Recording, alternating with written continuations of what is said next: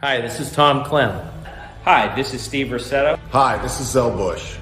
Hi, this is Rich Sakui. Hi, this is Ryan Miller with WRS Wealth Advisors. Bringing you the Audible Call for the 2021 season. Whether you bleed orange and black, Whether you bleed red and black, Whether you bleed blue and white, Whether you bleed burgundy and gold, Nights in Northeast Ohio are best spent watching high school football. enjoy the show. can I get some Omahas, Mike?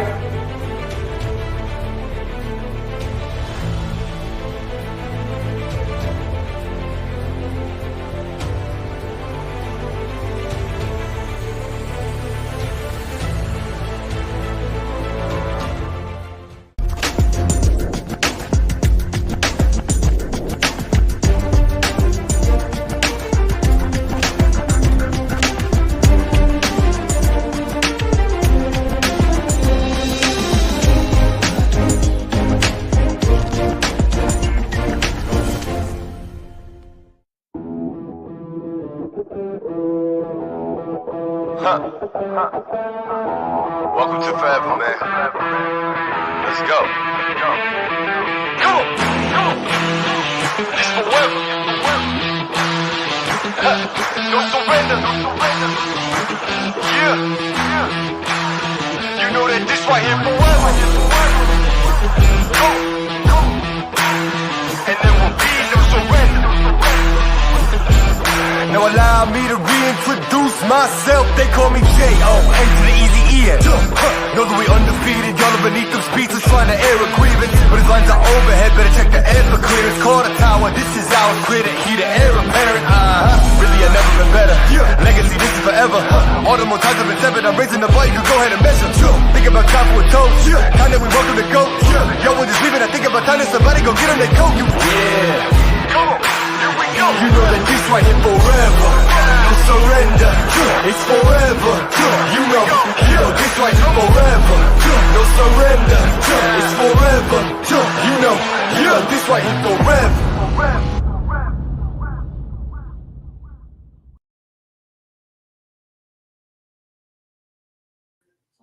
And welcome in, ladies and gentlemen, to week 8 of the Audible Call, brought to you by WRS Wealth Advisors. DJ Yoakley filling in for the man, the myth, and the legend, Mr. Mike Ackelson. And I've got some buddies with me tonight on the mics. We got Scotty and Radar. Radar, how are you?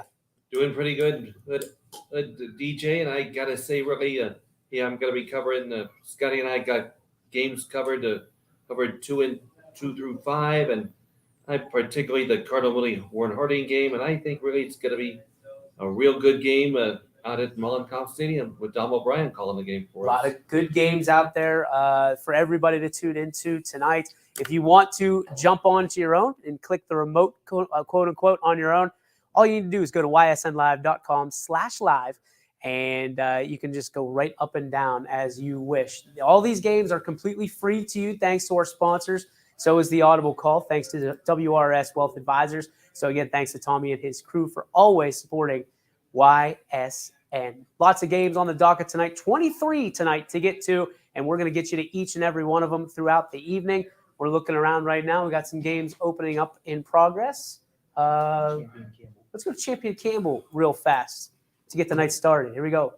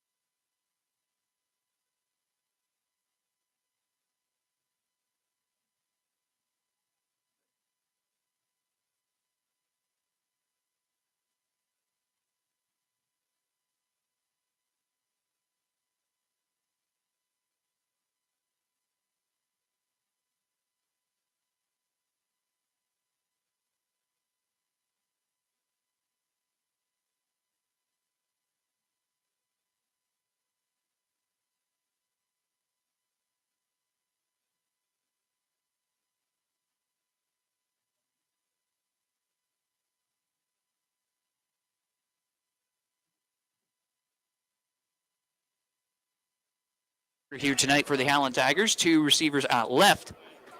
Man in motion is Michael Gushis, number 26. They're going to give it off here. That is the running game that Howland wants to run. And that is Marco Masucci on the carry there for the Howland Tigers, the senior. Tackle made by number 6, DJ Waller. We'll make that stop. And here we go. We'll bring up 2nd down and 9 after the pickup of 1.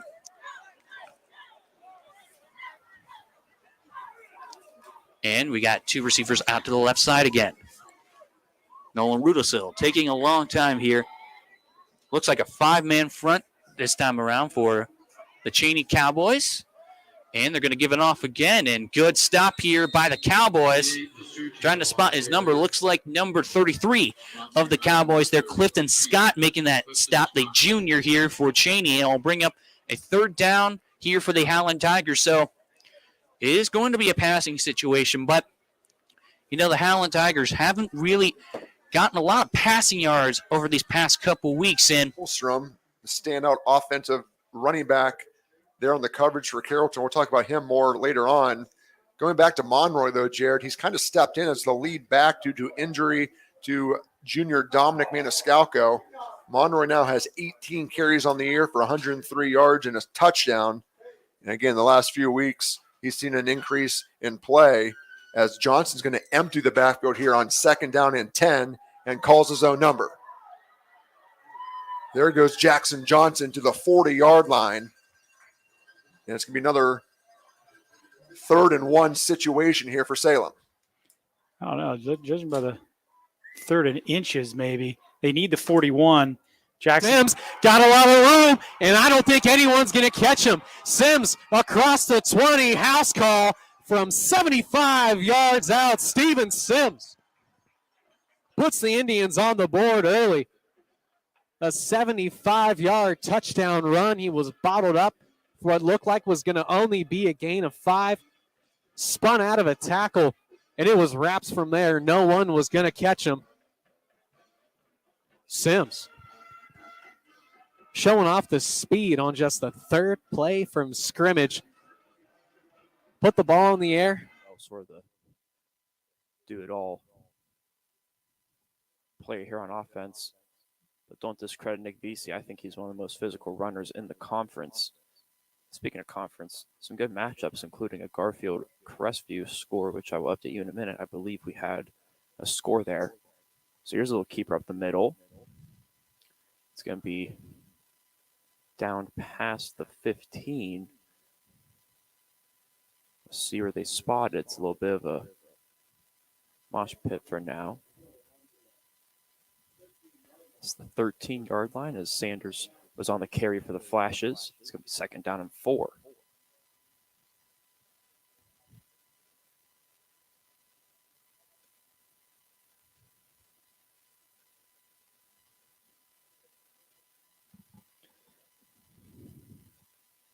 Here's a keeper. It's going to be a reverse sweep. And it's going to be a good tackle there from the Red Devils.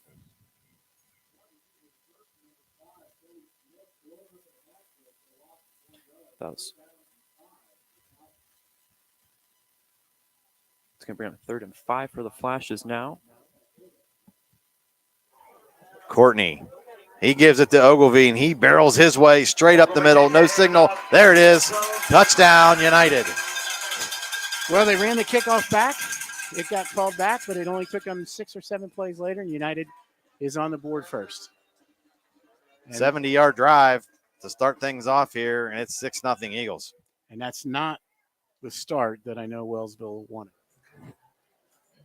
You said any other receivers. It could be Carson. It could be. And here we go. Whistles blow. We are ready. Boot off. And that one going to get fielded. That's Stauffer. He's got it. Gets around one guy. Makes another man miss. Cuts back. Stauffer looking like he's going to take this one all the way. Crosses midfield. He's got 2 blockers out in front of him. Nobody going to catch him. Logan Stauffer in. Lisbon on the board. Just like that. scored 72 points in their first 7 games, but it's something that has been killing them this year. Not getting an offense going. Simon Merkel here to punt. Jason Healy and DJ Waller, the 2 D1 commits here for Cheney. I believe that may have been partially blocked, and it looks like a fair catch here by DJ Waller. DJ Waller is a commit to the University of Toledo.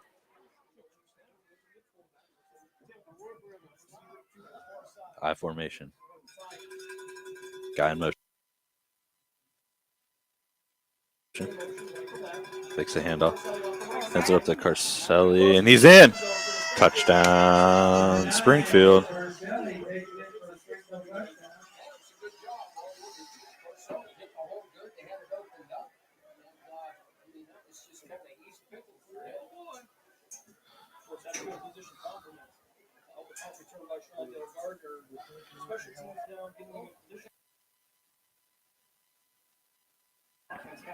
On to kick the extra point. 1,000 yards as a freshman last year, and he's going to keep it here. Matt Jones is turning on the Jets. I believe he may have been the leading rusher as well here for Cheney. Just tuning in, there was a 64-yard touchdown reception to start things off with a bang. As here's a carry to the end zone, touchdown flashes. That was Nick Vesey on the carry. It's going to be a 6 for the Flashes. Flashes. Here on this first possession of the ball game, on inside of 6.5 to go, first quarter. Sure-handed Donnie Ash's 34th catch of the season. Way down the sideline, that is Jawan Harmon for the touchdown, untouched. That was a 59. Sideline here from the official. It's going to be a false start against the Salem offensive line. And that was another thing we talked about with Coach Johnson was, the clean play, Matt. You don't want to kick yourself in the foot there. They did so on that one. It's going to back them up 5 yards. But let's talk about this impressive drive here for the Quakers. We talked about how Carrollton wants to sustain drives and keep the Salem offense off the field. Salem's coming up on 6 minutes here on this drive in the first quarter, their first possession of the game. Carrollton hasn't even seen it. So, again, if you're Salem, though, the only way that this drive has any sort of meaning is if they can finish it off with 6 or any points, I guess, not necessarily 6. You wouldn't expect the Salem offense to have this long of a drive. Maybe Carrollton, obviously, as Johnson's going to throw it on the run. He overshoots Ash this time, incomplete. So it's 2nd and 15. It's a 48-degree night here at SeaBo Stadium. A chance of rain here at around 7:30. We'll see if we get that precipitation or not. As you get a look at the Salem offense. Offensive line there, John Kidd, number 75. David Mangus, 76. Mikey Ekman. Ronan Gallo. And Ryan. And I believe this is a 4-down situation here. It is. This South Range offense is ready. Is the Jefferson defense now under center? Perhaps a sneak play. Runs it up the middle, and I don't know. On the first attempt and then the second push, he is able to get in. And that's quickly going to be the second rushing touchdown now for Billy Skripik, as runs it right up the middle on his first drive, and on the second drive does the same. And we'll see if kicker here for South Range can come in and tack on the extra point.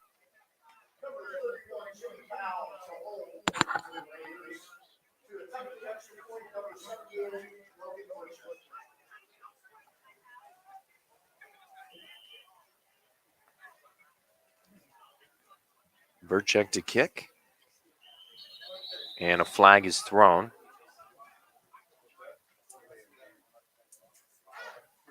And perhaps a delay game call incoming. On the coverage there for Carrollton was Brock Smith, one of the leading receivers for this Carrollton team. And it's 3rd and long. Yeah, just fortunate that one sailed a little bit too far. It looked like it was going to come down by Smith for an interception. Nonetheless, Salem with a 3rd down and long opportunity here. Ball on the Carrollton 33.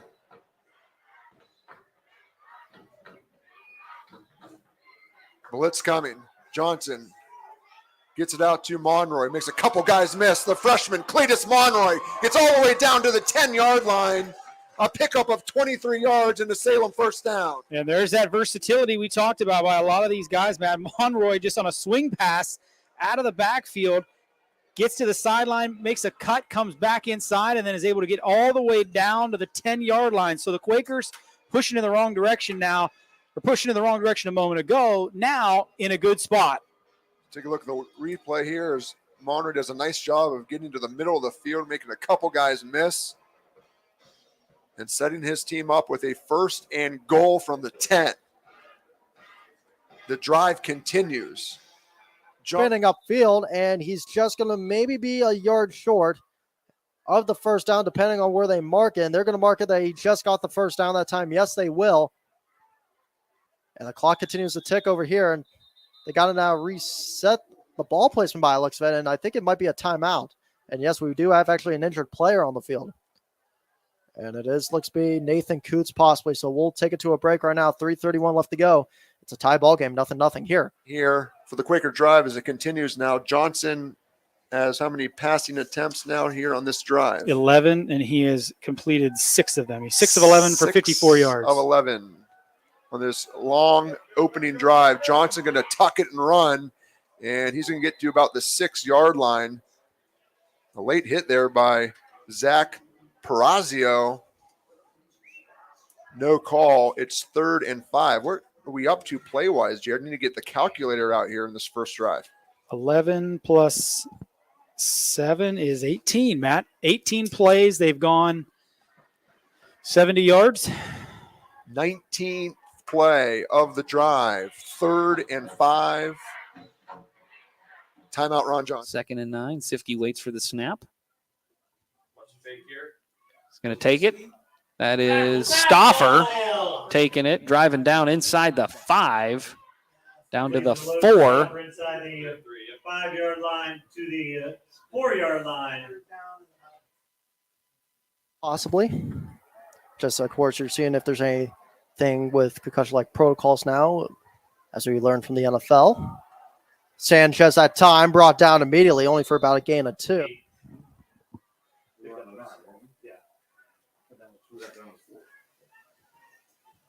Third down and 3 for the Blue Devils. Sifke in the gun, Colvin back there with him.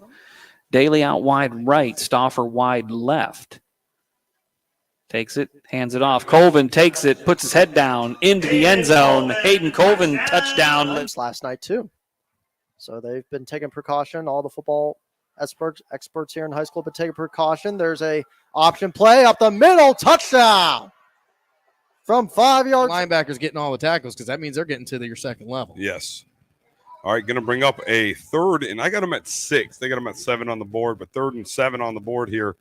Snap is back. High snap. Now he's going to be met right in the backfield. I mean, he's going to grab maybe 2. Yeah, that's going to be 74 on that tackle, I do believe.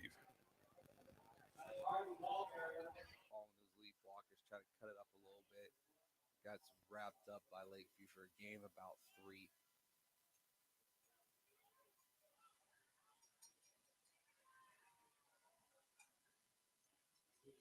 Poland does like to switch out their quarterbacks throughout their drive, have a few different names that can go back there and throw it, run it, just run the plays in general, keeps the defense a little bit off balance, but then again, also just plays to the strength of each of these quarterbacks. With Todd in, going to give it to Natoli. This time he's going to run to the left, bounces it to the outside, has a little bit of room, and actually going to be able to power his way through for a gain of about 8. That's going to set up another first down for Paul. Or Keegan Sell from pass from Eric Eades. 2-yard line is where the ball is marked. 1st and goal for the G-men.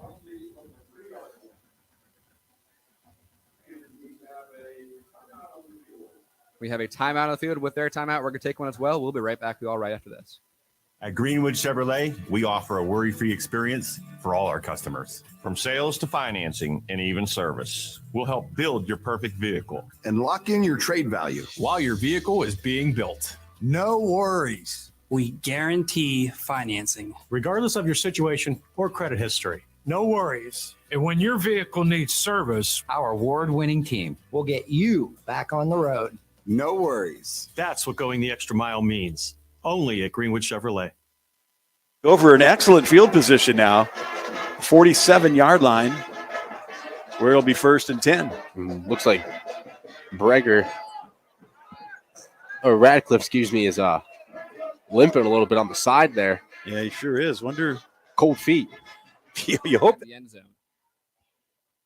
As they are down 8-0 to the Rebels early in this game from the explosive play from Kirkland Miller to Dominic Yerke. And 34 Keegan Sell powers his way into the end zone for a Garfield touchdown. Now let's see if they can tie it. 43-yard line. It'll be a 1st down, Bulldogs. And Logan Guy right there, big guy, number 52, leading the way for Lip. You know, pulling that guard around, getting them up. As soon as you can get him on that linebacker, you're as a running back, you know, Lip, I got one cut and I'm going. And you see that one cut to the outside, and he puts his head down and gets into Columbiana territory there. I'm impressed with him running so far. Like as I said, he's been a big part of any success the Bulldogs have had this year. And not a big kid, 160 pounds. Yeah. There's the handoff to Bender. Bender this time going over right tackle, right guard in that area, the B gap. And just picks up a couple. We've seen, 4 or 5 guys now carry the ball for this East Palestine team. Yeah. Bender, they give Bender a yard. It'll be 2nd and 9 for the Bulldogs. Djurdjevic on the sideline there, now coming back into the huddle with Lip after talking to Coach Dempster. Patrick Bender leaves the game for the Bulldogs. Love the huddle up, one guy in, one guy out. Yeah. Landon Price split out wide to the left for the Bulldogs, but Lip takes the handoff from Djurdjevic up over the 40 down to the 35-yard line. He picks up about 7. And Lip, good job there. Notices that that hole was collapsed by that Columbiana defense. Does a good job of really jump cutting back to the left there because the whole defense washed down. You know, maybe he saw down the first possession how hard they were flying down when the guard would pull. As soon as he sees that, it was one jump cut to the left, and it's kind of 12 here as we get just under a minute to go in the first quarter. The Shields will take the snap, looking to pass, looking. Now he's going to roll right. A little bit of pressure, so it's time. He actually has a man wide open on the right side. And hauled in Christian Mardig. Wow. Touchdown, Warriors. What a underthrown by a couple yards that time. Brings up 4th down and 8 at 4:19. Question is, do you take the chance at 4th down or bring out the punt unit? And it looks like a change of teams as special teams units coming in for Wadsworth. And don't want to give the Falcons good field position if they fail to convert on 4th, electing to try to back them up and force Falcons to go long distance in the drive. Perhaps hit that. 4th and goal, Dover here in their first drive of the game. They're inside the Spartan 1-yard line.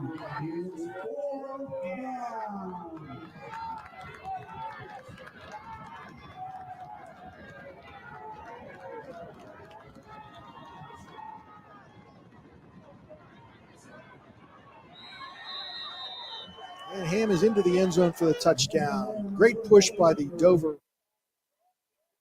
Lowry's still in the shotgun. Puts the man in motion. Hands it off up the middle. Good for another Canfield Cardinal touchdown.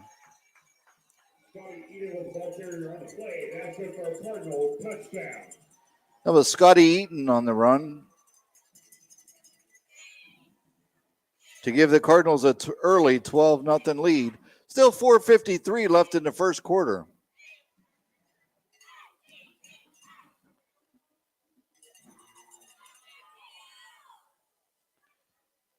Joe Myasic's extra point attempt up and good.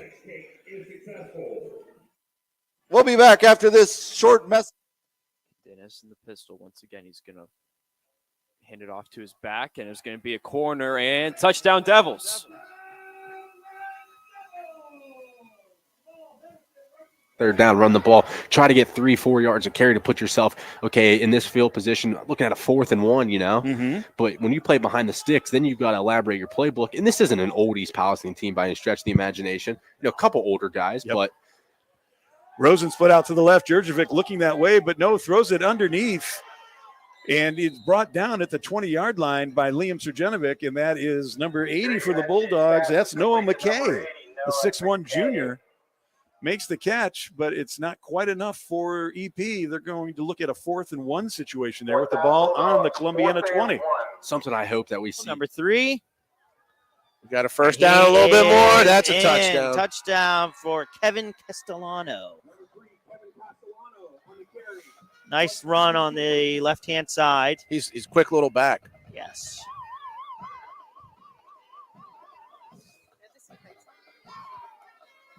We have no heights for the 19. He sends Devin Lee off to the right. There's Lip, and there's also a timeout. East Palestine. You can tell they just weren't confident of what they were doing there. Well, I think Coach Dempster knows he's got 3 timeouts sitting here. He's looking basically. He's got a nice drive going, a nice scoring drive going, where he's looking to put points up on the board. Instead of running a play and maybe having that play go for negative yards, you try to draw the defense off sides. You pick up the free first down. Yeah. So I like the play call. I'm never a fan of burning timeouts though. Well, they're looking at this too, 4th and 1. This is their best chance so far to get some points. Your defense played good. And they've had a nice drive. After the Clip scored, they've put together almost an 8-minute drive here. There's only 14 seconds to go in the first quarter. Yeah, and like trickeration we're going to run. There's the first trickeration. I love the call, but that young man's got to know where the sticks are. He's got to get beyond the sticks. It doesn't help you that much to get 6 or 7, I guess, a little ball position, but I wish he would have got past the sticks on that one. He might have kept the first down. So United will take over at their own 30-yard line. Andrew Ogilvy back in the backfield with Courtney. Trips near side. Courtney, he looks left. He fires. Tough throw, and it falls incomplete. As that throw Move down the field deep inside of Quaker territory.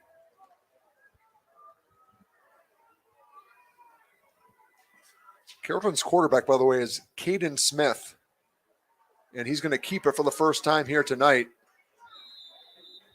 It's pretty crazy that this drive started all the way back at the 5. They've had the ball for probably about 4 or 5 minutes, and that was the first time. So he's going to get to the 40, 41, and they're going to be about 1.5 yards short. So Balone making something out of nothing with his feet back there, as it looked like Kyle Crown was getting a second sack of the game. And he dumped it off to Rivera. As the snap is taken, Jet trying to take it himself, and he's going to be sandwiched in between a bunch of Cardinals down at around the 8-yard line. A helmet pops off over on the lower end. And the official rule for that sequence is the man that had his helmet pop off, he's got to go back over to the sideline.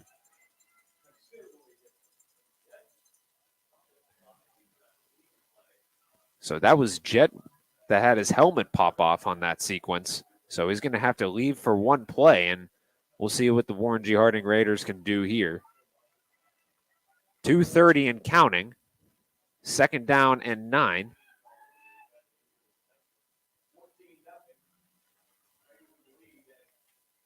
Raiders trying to advance their score again. 2:14 remaining on the clock, and a flag flies. And this will be another sideline warning, this time for Warren G. Harding. DC with another first down run. That's demoralizing if you're Yes, the it Vikings. is. 3rd and long, and you turn it over. I'm expecting one up over the top here. Farrell hasn't shown his arm strength yet, but he has it. Lynch trying to bounce outside. A good job by the end. Once again, Jonato Taylor causing Donato some Taylor's trouble. having a pretty good start to this football game. Was able to shed a block. So now it'll be 2nd down and 7 to go. Lynch, who has over 1,000 yards on the season, 1,213 coming into tonight. He's been their main back. He's got 16 touchdowns and 7 of them in the last 2 games. Talented junior for sure. Here's the rollout. Farrell's going to look to throw. At the last second, gets it away. Nice reception here on the near side. That's caught by Bernie. Yeah, that's a pretty good catch right there. And I think it's Davis to his left. Right It's there. Devin Lee to his left. Going to get a false start on number 54, Tommy Beatty.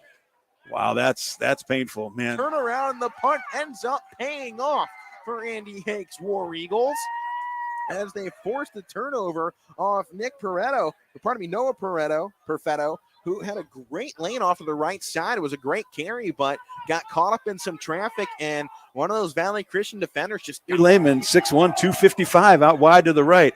And there's the pass downfield on the left side. It's just eye candy, kids. Yep. Noah McKay would have been a heck of a catch over the shoulder. Jefferson's looking for here in 1 to 2 plays to draw this score just to one possession lead for South Range. 10:35 to go on a stop clock.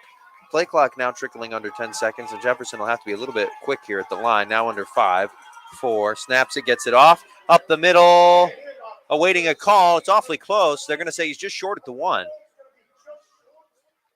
And it'll be a 4th and goal, perhaps even 4th and inches from the goal line here on a big drive here for Jefferson. Just their second offensive drive of the game, and we're here now. I'm feeling, then go.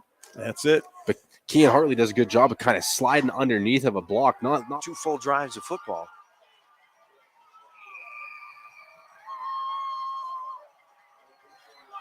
One yard to go. Just 3 feet here. Can Jefferson punch it in? And it's off to Hitchcock, and a flag is blown, and it's blown dead right away. And it is caught.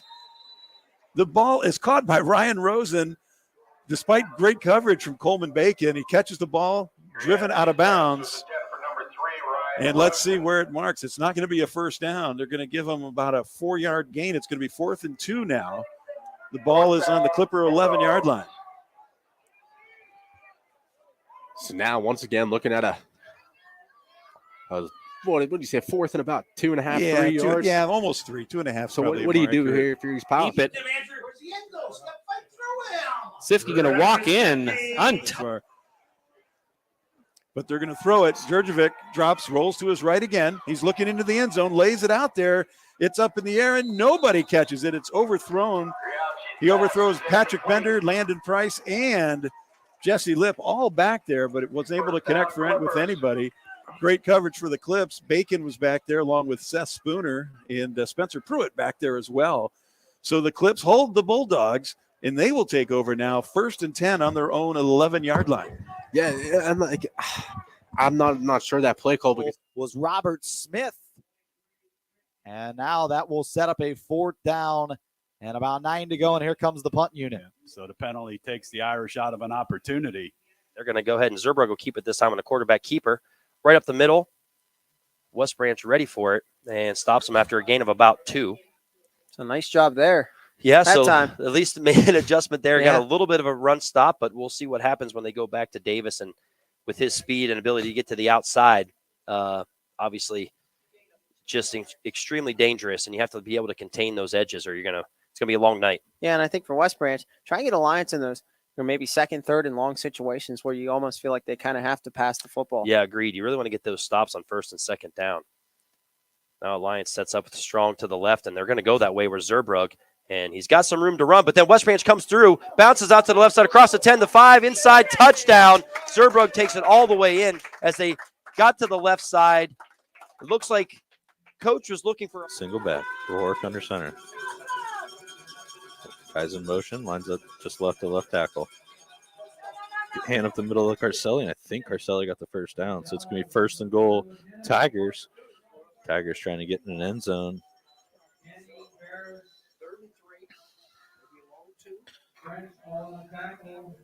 Third down and 2 for Springfield.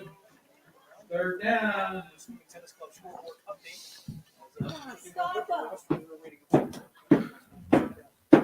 Behind victory over Bishop Hartley. Yeah, they came back from a big deficit last week, so they got to keep playing. But the Irish defense, Richie, looks pretty good right now on the attack and winning the line of scrimmage. Yards for the senior, so a huge play there as the momentum it went back to Carrollton Donnie taking care of business on his own. What a great return by the senior. And on for the extra point is Hayden Tomievich. South Range lead, and here's Jefferson. Snaps the ball, and Hitchcock, he's got an avenue, he's got it. And into the end zone. Good for 6. And that is about as complete as a drive as you can see from a football team. I don't know what the length of the drive was. I don't know what the minutes were, but it felt like quite a long time. And finally, Hitchcock able to push it through the end zone.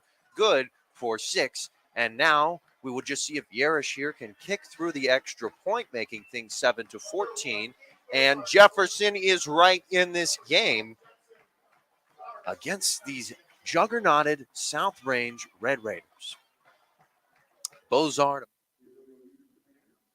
Illegal use of hands offense. The G-men have had a lot of penalties called against them tonight. What's being said up here in the booth is that is why we've seen more of a pass attempt from them, as the penalties are kind of forcing them into a passing offense where we usually see them run the ball dominantly. But when you're at 1st and 20, you kind of have to pass the ball.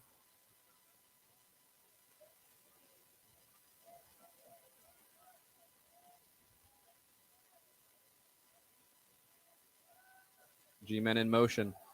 That's number 9, Vinny Grandizzo, who breaks away, breaking through the tackles, not quite able to get through the Rebels secondary.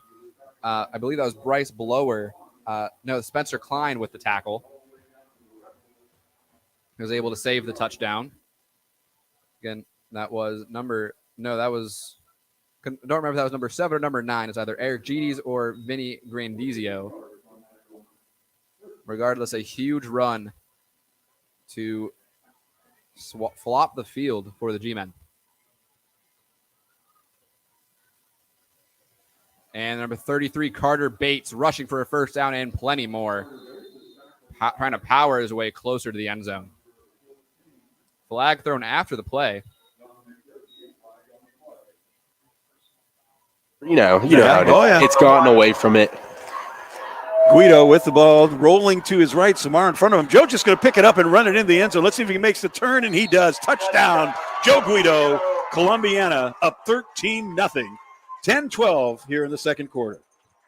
Tonight, they have not allowed the young Jordan Pete to get anything going. Keep in mind, this is his first season as starting quarterback.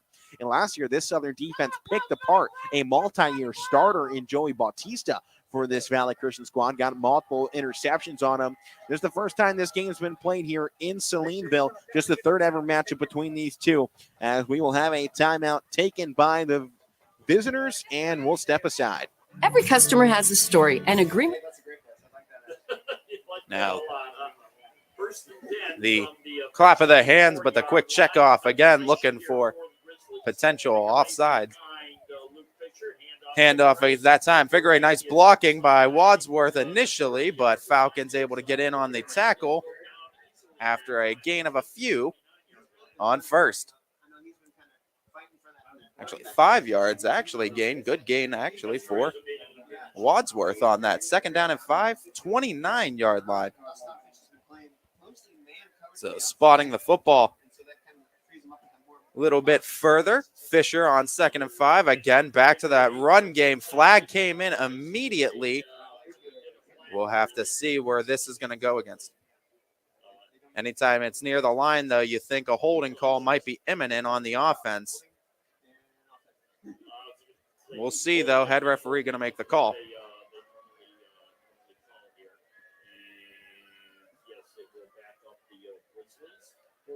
And it is holding. Second holding call on the Grizzlies now in this game, and this backs them up.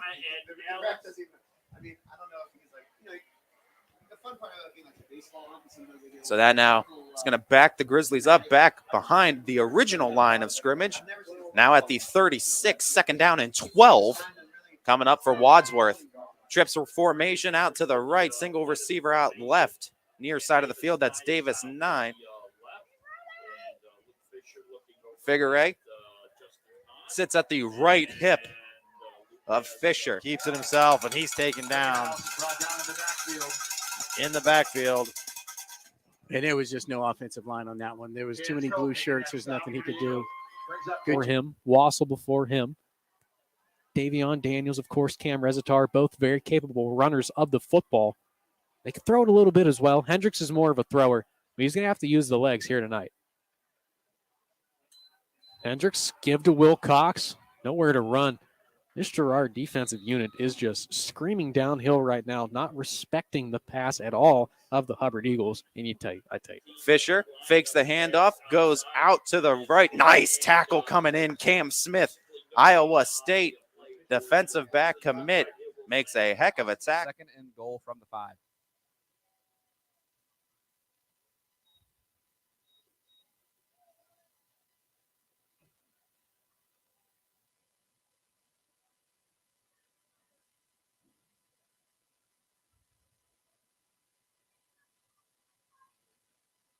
And taking the snap is number 28, Jesse Grace, who walks into the end zone for another Garfield touchdown. Behind Fisher.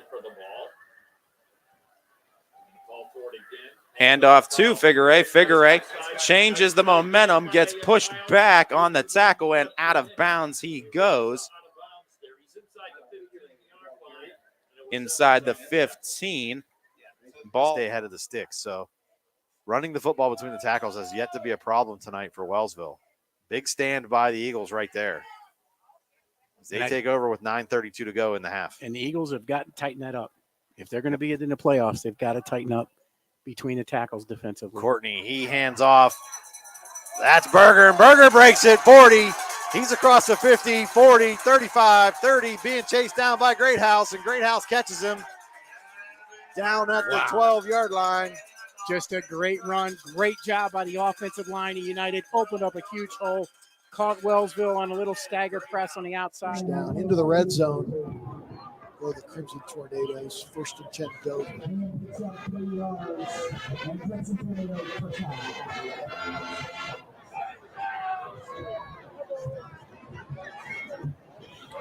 Dover has it 1st and 10 at the 17-yard line.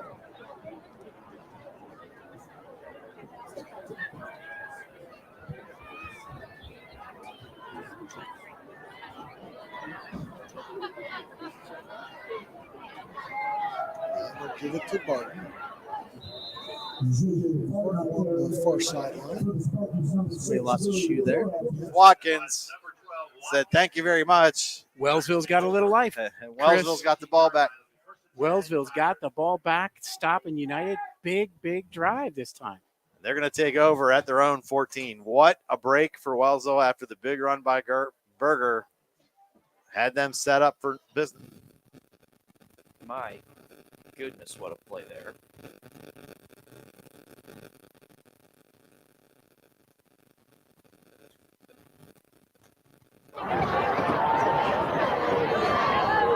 Mr. Clark. Clark gets down near the 7-yard line. He'll have enough for the 1st down. Yeah, I mean, really shifty move by Clark. I mean, he's pretty small in there, so he gets to the line pretty nimbly. And we've not seen Dover put it in the air yet. I don't think we will here. I mean, have they?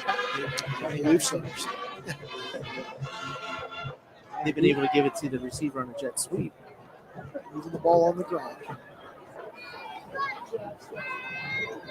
1st and goal at the 7.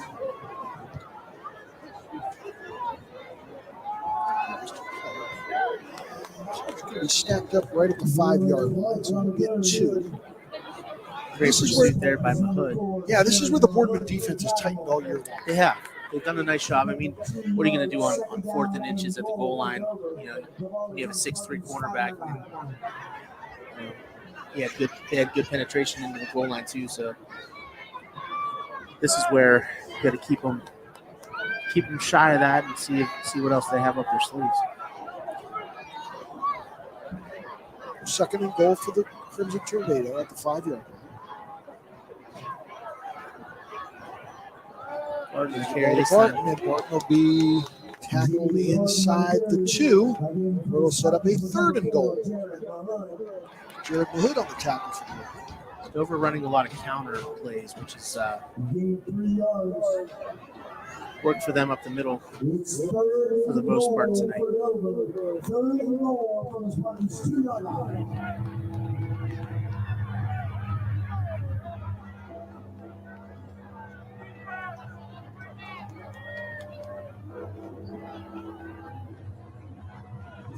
Third and goal from the 2. Gives it to Clark. Did he get in the end zone, waiting for the officials? Nope, they're going to mark him short. They set up another 4th and goal from inside the 1 yard line. I'm going to go ahead and predict the play here. You're going to go out on a limb? Go out on a limb and say, him under center, quarterback sneak. First and goal from inside, 4th and goal from inside the 1.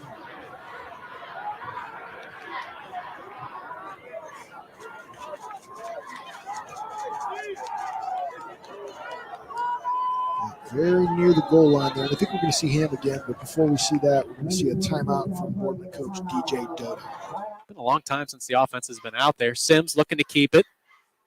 Sims coming around the edge. Sims makes another man miss, cuts it back middle of the field, breaks a tackle. Sims off to the races, makes another man miss. Get off me. Another long touchdown run for Steven Sims. 78 yards to the house. There you see Sims breaks away for a big one. Gerard putting their foot down. It looks like they're making me put my foot in my mouth from earlier today. Out of 23 games so far, folks, we have 21 that have scores. 2 that do not. Poland Lakeview, where Connor Richardson is, and Valley Christian in Southern, which is a stunner, where Alec Caberna resides. So if you're looking for a little bit of back and forth with some of these starting to be blowouts, head on over to ysnlive.com/live. Click on it yourself. But thank you for tuning in to the Audible Call tonight, presented by WRS Wealth Advisors. More.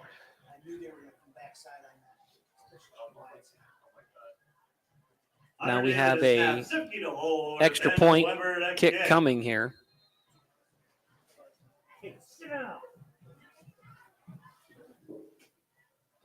From Liberty, one hopper on the far sideline, and he gets bit by the turf monster. Rolls over near the 30. So Villa Angela St. Joseph has put the ball on the turf twice tonight. Both of those have been recovered by Ursuline. And since that opening possession where they were stuffed at the 1, everything has turned on that far sideline. Play in the game. Coach Reardon was able to get that timeout after a big return and get the stop, and DC hits the 99-yarder, and it's pretty much been all Irish since then. And a lot of miscommunication between the center for Villa Angela St. Joseph, Robert Smith, along with Stubel, their quarterback, and then their backfield has had some trouble as well. Yeah, there's been a couple that looks like they're going the wrong way and miscommunications, and the Irish front four been able to get some pressure and getting into the backfield. Wing offense here for the Vikings. They fake to Bo Jackson. They give it to Powell, and the Irish are not fooled. A loss of 3. They're just winning the line of scrimmage right now. Jarrell Galloway from the Irish linebacker. And now Austin Fitch is moving their front line in real close. We'll see maybe if the Grizzlies See if Grizzlies. They're slated to get the ball in the third quarter, talking about Wadsworth. So interesting to see if they would try to get another possession. No, they kick it away.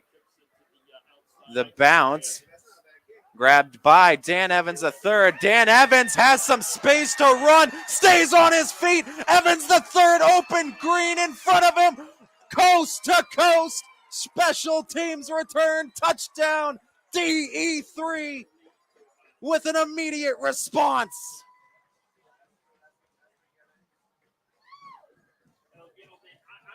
What running, what blocking on the special teams unit. Right now, looking Wadsworth up over Austintown Fitch 7-0, so that's a big ball game. Wadsworth, the 2 teams they have lost to this year, Steve, have a combined record of 14-1. Yeah, so that's a good football team. No question. That's one of our best games, along with Southern and Valley Christian. Looks like the Falcons. Yeah, looks like they just ran in for a kick for a touchdown. DC Farrell, on the other hand, they sweep it. They get to the corner, and good night, Will Burney. I like the play call. Little counter the other way and bring Burney in motion. He hits a touchdown run of 25 yards, so the Irish do it. Great, but he's been over there on the sidelines. He's not getting looked at really by the medical staff, so you assume he's all right. And that's why I just assume, Mike got the wind knocked out of him there.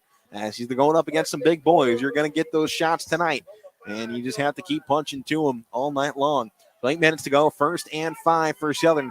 Last time they were in the red zone, they stalled out. We'll see what they have this time around.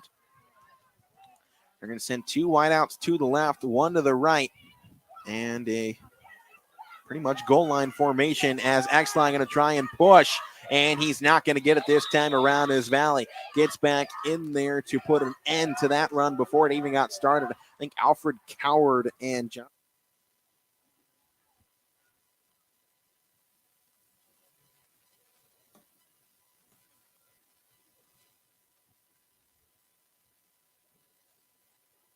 And taking the snap is number 33, who jumps over the line, Carter Bates, waiting for the 2nd and 5. We'll see if they just go right back to it. I wouldn't be surprised. No, they're going to run this left side, trying to find the edge. And Tyree Washington gets a hold of him in the backfield and takes him down. As Sukup trying to turn the corner, Tyree Washington went.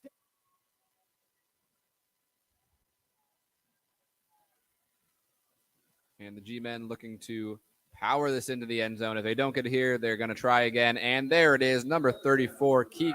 Really good play there from Tyree Washington. Only able to get a finger into that jersey and just grabbed it, held on. Phenomenal grip strength there to completely stop Sukup's momentum with just a little piece of the jersey. Give credit to whoever designed those jerseys as well. They really held up, but 3rd and 11, no doubt 4-down territory now for Southern as they will look to run right up the middle, and they are just short of the end zone. Just short, so this is going to be 4th down. So still no scores in the game. As I lost sight of the ball there for a little bit as their misdirection caught me. But I think Wyatt Morris, the wingback, able to punch up to the 1-yard line. So a pickup of 10 as he was just brought down on the goal line as the Valley Christian sideline that I'm sitting behind is getting loud. A run right up the middle, and is he in? Yes, we get the signal, and our first score of the game is on the board as Ryan X-Line just punches it in at the 6:31 mark. So the Indians grab the first score in today's defensive battle. And now we'll see what they do. Go for 2, go for 1. But a great run there, and you just have seen this push from this offensive line all night long, and it just continues on to that play. Just such a great shove up front. Those linemen really doing their job at the point of attack, and they got to give a lot of credit out there. Now they're going to give this left side Sukup, and he's going to get taken down in the backfield. So the 2-point conversion, no good, but Indians lead at 6-0 with 6:30 to go. Hi, I'm calling to. They just ran it. Yeah. But nonetheless, back All to right, it. Yeah, the Clips with the ball on the 39. Guido takes a snap, drops a few steps back. Flag on the play. No, it wasn't a flag. My bad. Guido, after looking downfield, just rolls to his left, pulls it down, picks up about, let's see where they mark it. They're marking it at the 31, about an 8-yard gain for Guido. It'll be 2nd and 2 for the Clips. I like how Guido, he tries to extend the play. He sits in the pocket. He's looking downfield, looking what's available. Nothing available, breaks out to his left. Joe has Pruitt to his right. He's got Dylan Brager to his left, and we're looking at Bacon, Witherow, and Clancy to the right. Guido takes the snap from Branson Graham, just takes 2 steps back. He's looking left, and he's got Brager at the 24. Dylan dives Should be a flag, forward. yeah. There it is. It's right in front of the ref's face, and I see it from up here. Yeah. Brager gets taken down by his face mask. The ball would normally be marked, it looks like right at the 20. It's going to be, because it's a 15-yard penalty, so it should be half the distance. So Columbiana should get it at the 10 and looking at a 1st and goal. From the 10, very quickly, the Clips in scoring position again. 3:17 to go in the first half. It's 13-7 Clips, with the Clips driving again. Oh, they only mark it at the 15, 5 yards. Nonetheless, still can get a 1st down inside the 5 here. Yeah, 1st and 10 from the 15. Guido with Pruitt to his left. And Joe pulls it back from running the option again. He pitches out to the left. He's got room to the corner and in for the score. Touchdown, Alliance. And that's Caden Davis once again. Caden Davis again. And there it is, running the option.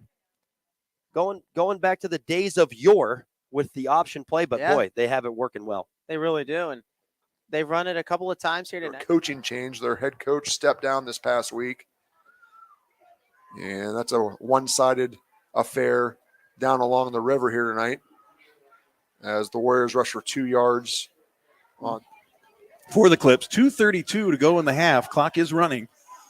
Guido takes it, and he keeps it. He rolls right in, clicks into the end zone, avoids the tackle. And big by They're on homecoming, 20-0. As Brock Smith gets a carry up the middle, Jared, and this could be trouble. Brock Smith is going down the sideline. Brock Smith might have a touchdown, and he does. That's a 69-yarder for number 7. And Carrollton just scored a big-time touchdown here to go up 19-7. Yeah, and Smith now 7 carries, 100 yards, most of them obviously on that 69-yard touchdown run. So Salem had the momentum, an opportunity to get themselves back in the football game, but Carrollton, real quick, we talked about how they like to take time off the clock, Matt. They didn't waste a whole lot of time on that drive to get 6. Quentin Rosenberger on for the extra point. He's 1 of 2 on the night, and doink off the crossbar. He's 1 of 3. Here. Tally on the left side. You got 2 receivers bunched up to the right side. And they will just hand it off that time. Pretty good run. Still on his feet was, in fact, by the looks like Gardner. And that is going to be taking us right to the half as the clock ticks down to 10 seconds. And both teams will just head back to the sideline over here. A fast start in the first quarter for Struthers. In the later half of the first quarter, however, the fourth down conversion didn't go their way. They failed it. And Niles, a little bit of defensive momentum. Now it's time to see if we can get Gardner and the offense rolling. If you are that. Lakeview does get ball at half, so I wonder if Poland's worried about giving Lakeview any time on the clock towards the end of this game. Both teams have burned a timeout so far. This time, Fulton with the Tolley, and Tolley's going to bounce it off to the right-hand side. Able to pick up the first down, a gain of about 4. Using that outside. It's that outside zone run that Tolley able to bounce, as we've done multiple times throughout the night tonight. So Poland set up in the red zone for the first time on the 13-yard line.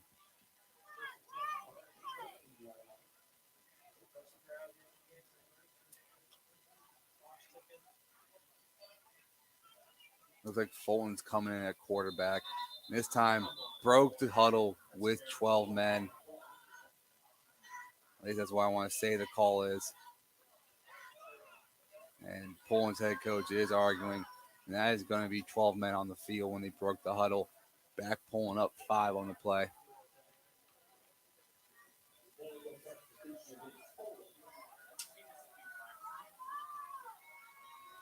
I guess rather illegal substitutions, technical call on the play, but you can see the Poland player rushing to the sideline. But as soon as that huddle broke, that back judge made the call.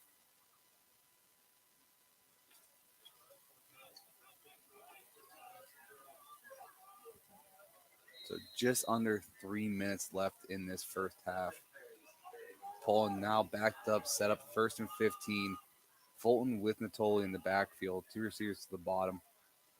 He's going to give it to Natoli. Lakeview is there to clover it up, and that's going to be a gain of about, I'd say maybe a couple, just a handful, if that. Scrounge is what you can get good coverage by. 2:16 left here. They got to score here.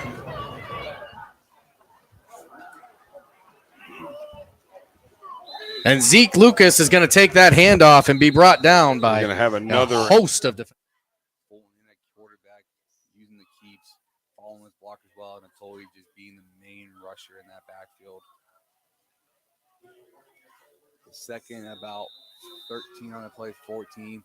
It looks like Poland's going to want to talk this one over.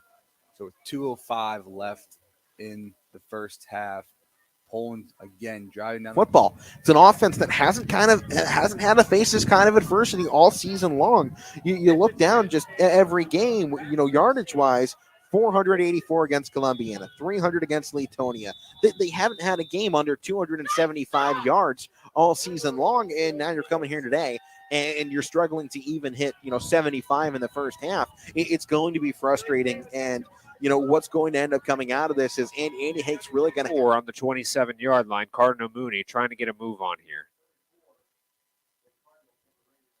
O'Brien taking the snap again, tries to move out to the left side, tries to send a deep heave down the sideline. It's up for grabs, but it gets shot out of bounds, and that'll leave up fourth. In the gun is going to be Edgewood's Tony Hall in the backfield. They got a double stack here on the left. They're going to send number 8 into motion. And there's Zeke Lucas. He's going to find a lane. And it's an interesting run play that they run there because Hall seemingly holds on to the ball almost all the way to the line. Yeah. Yeah, it's all you got to watch with that because that could be looked at as a forward lateral. Or forward lateral. Game. Valley Christian's had guys open. Pete just hasn't been able to find it. So Mixon now to boot this away. This is going to be taken in. It's a good one. All the way back to the 30-yard line. That ball is on the ground. Picked up now, trying to find anywhere to go, and there's nowhere as number 2 in Cooper Edmonston muffs the ball. Able to pick it up, though, and it gets a little bit out of it. Gains 4 yards off the punt, but a very good punt as we have an Indian down, so we'll step aside here. We're going to be second and 24 back outside the red zone now on the 27-yard line for Poland.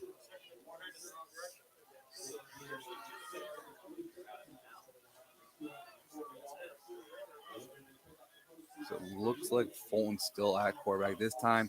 Going to give it to the jet. Actually, fake the jet again. Fulton's going to keep and pick up a gain of about 3 on the play. They keep faking that jet motion with Behringer.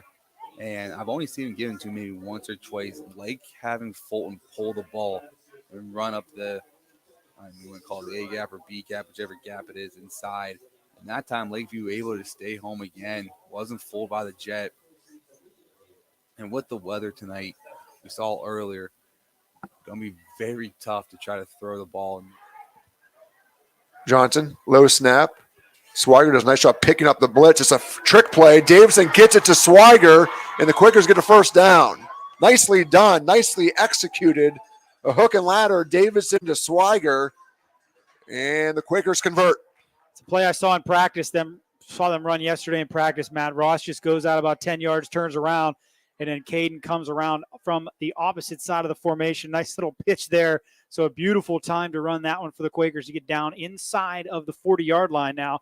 34 seconds to go, first half. As I already mentioned, Swiger did a nice job of making a block there to protect his quarterback before getting that catch. As Johnson's going to pump fake, go down the sideline. He has Davidson, and he brings it in for a touchdown.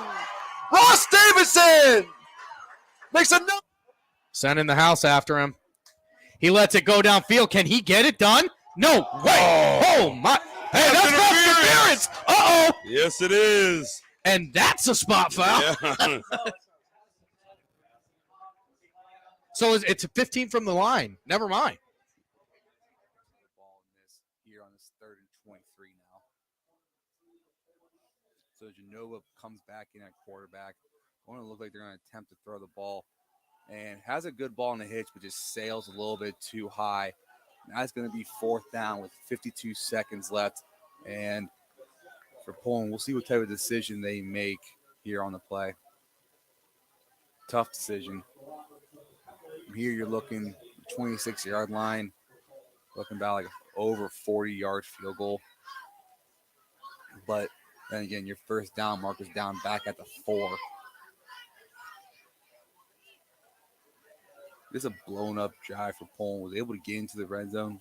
Got stuffed on first down, second down. Stuffed again by Lakeview along with the holding call. And then with the incomplete. So trips to the bottom. Poland will be going for it. This time Genova with the snap. Looking for the one-on-one on top. Throws the fade to the end zone and goes through his hands. Maybe a little bit outside out of play. And that's going to be a turnover on down for Lakeview. So Lakeview will get the ball back with 46 seconds, and they will get the ball able to hold up Poland's offense here. And that is Industrial. Jackson Johnson. I see Dylan Monroe. I see Ross Davison. I see Donnie Ash. And I see Marcus Phillips there in kick coverage. Those are not guys that are usually on kickoff. So maybe some trickeration here. 27 seconds to go. Do we see an onside kick? Yeah. Oh. Kind of a line drive. I think that was supposed to be a shot right off the player's chest, but 42 with a nice job of catching that chest pass. Twice on the penalty, but now they've moved the football to the 21. So we're awaiting the calls. They're explaining things over to the Wadsworth sideline right now, but now actually flip the whole.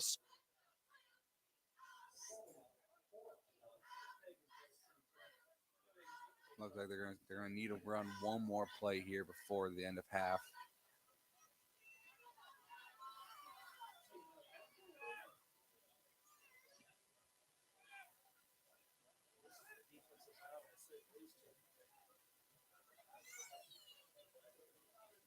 If you're Lakeview, you got to be happy with how you come out tonight. Able to hold up Poland's offense here. And that is actually going to take it to half. They need to run an arc play. So from Don Richards Memorial Stadium. Wide receivers, 3 of them to his right and 2 to his left. And he's back to pass. Alliance only sends 3. He has time. Now he fakes the throw, brings it back down. Now he fires to the end zone. Got a man caught! Touchdown, Warriors! As Drew pulled that ball down as if he was going to run, and then he pulled it back up. And it's to score. Going to look to score out of the controversy. Falcons try to flush him out as throwing it away. Couldn't find any target. Second down.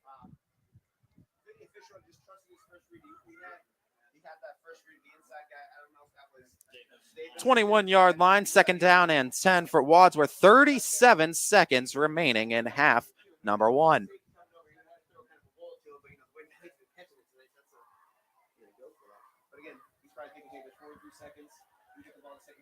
Fisher with Figure. 3 receivers set for the Grizzlies. Fisher hands it off. Nice carry again by Figure. But Figure gets held shy. Third down coming up for Wadsworth.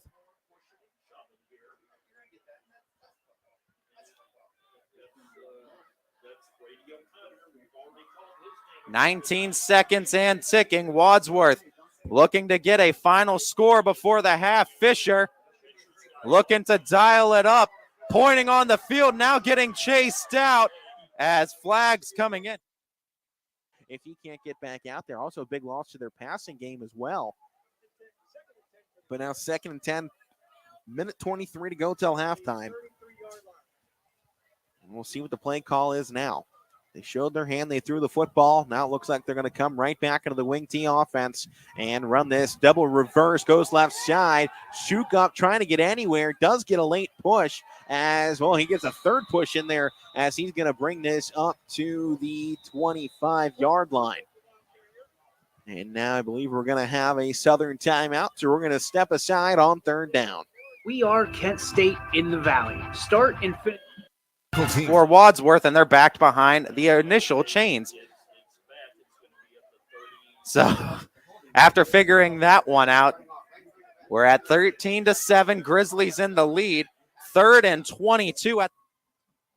And Kirker-Miller up and passes incomplete as he was hit. Seconds remains on the play clock.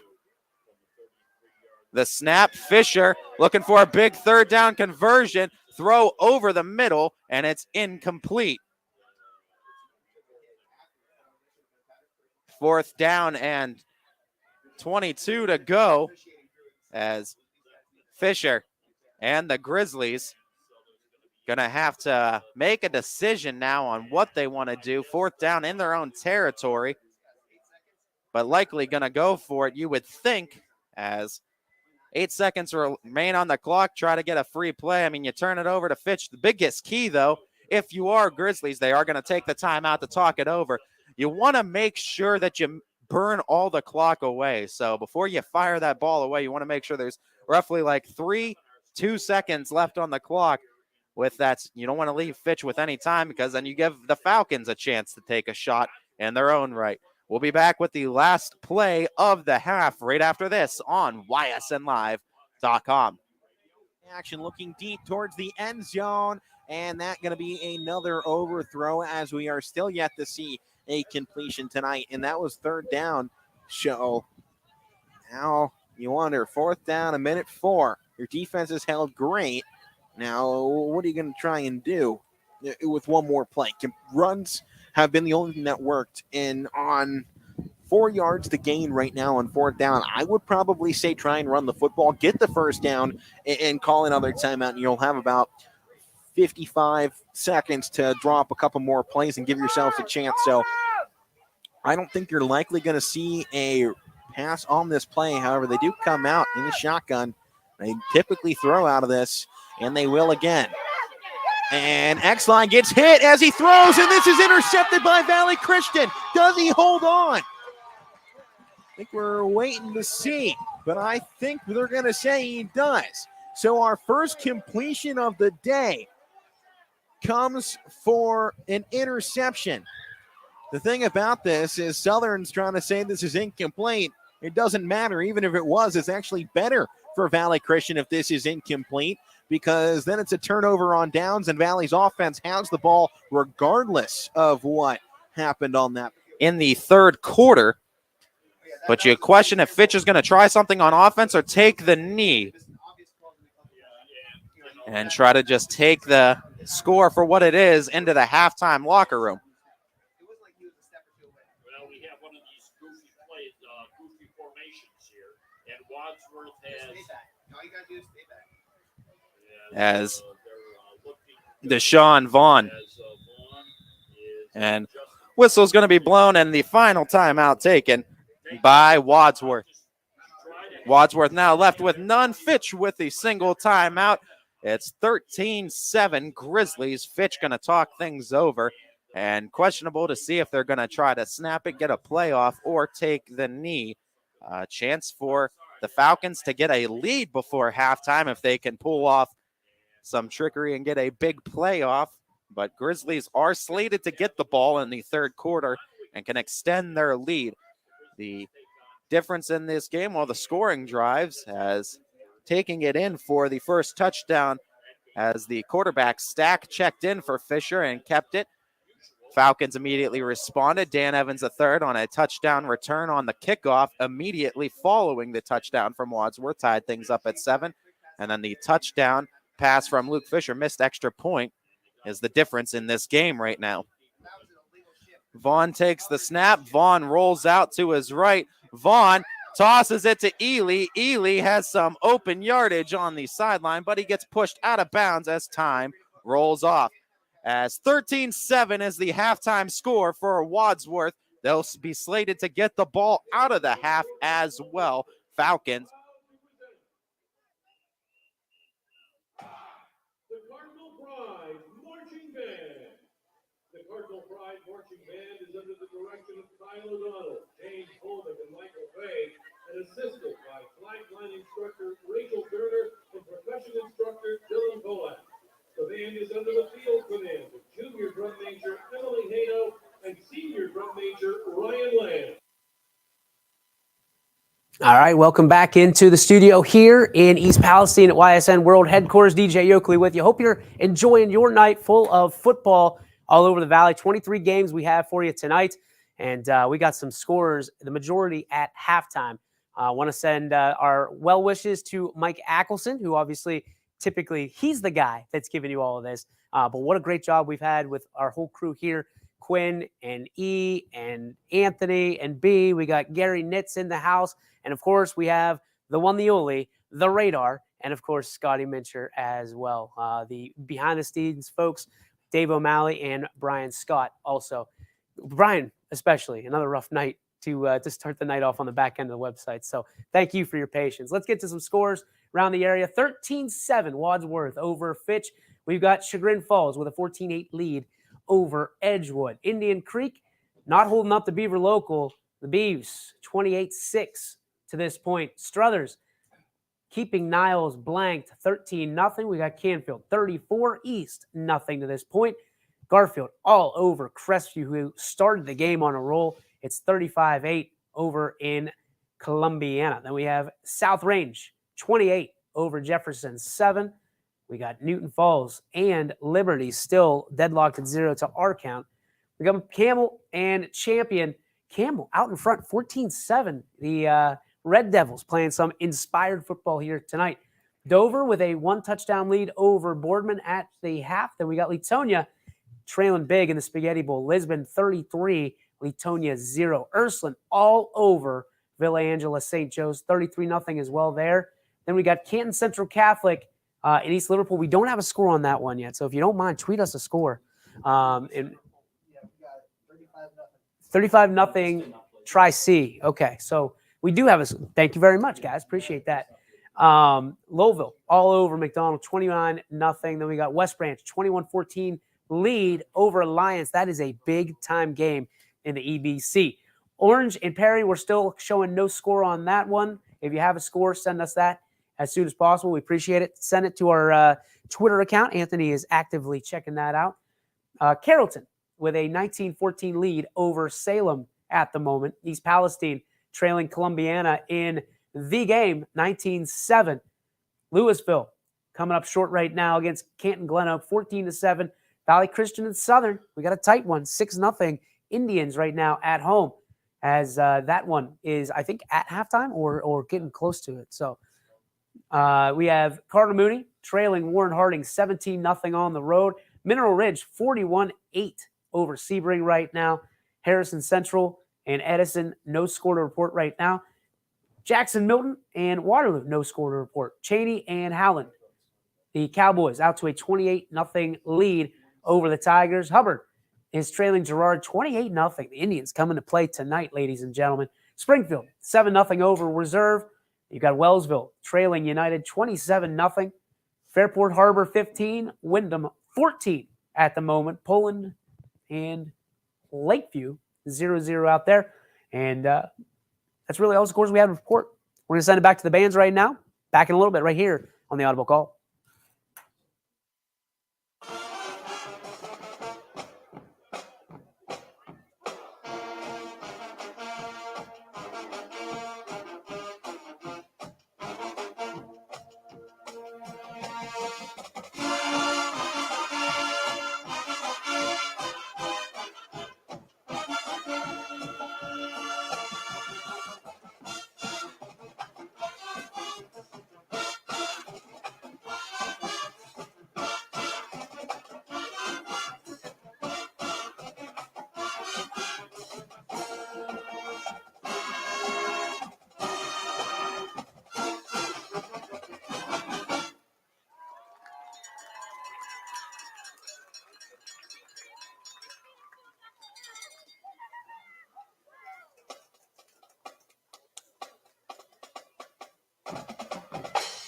We close our show this evening with a musical selection from the 1999 Cirque du Soleil production, A New One, which was based upon performers in a modern-day circus set.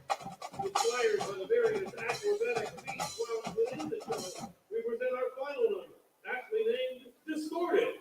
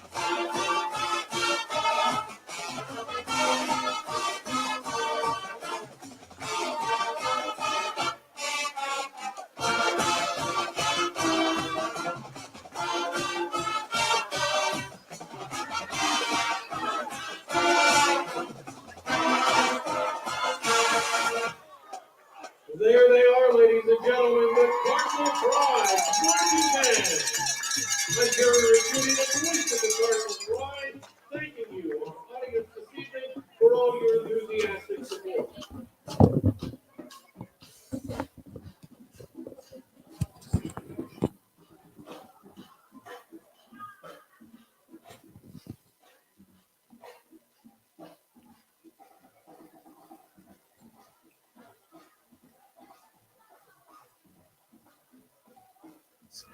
Being able to kind of look back with my buddies, watch back all the games, even though I wasn't one playing, it was just great to have that documented to show my kids when I'm older.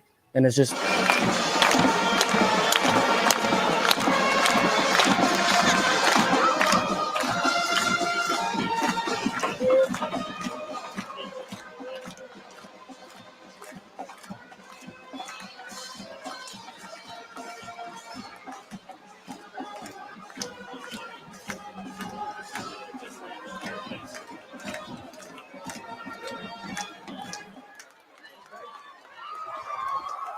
The Awesome Town Pitch Band would like to thank everyone for their continued support, and we wish the best of luck to both teams, especially Coach Parker and our Pitch Falcon football team in the second half. Go Falcons!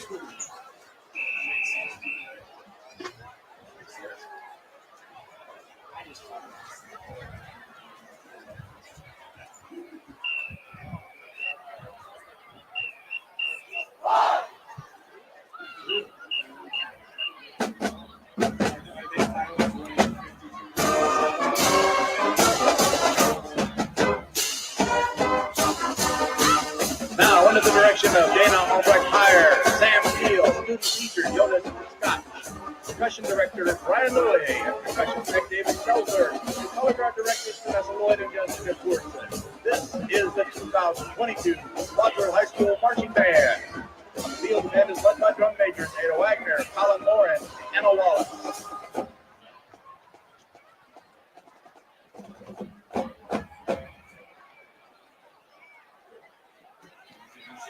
Good evening and welcome to the 2022 Homecoming Ceremony.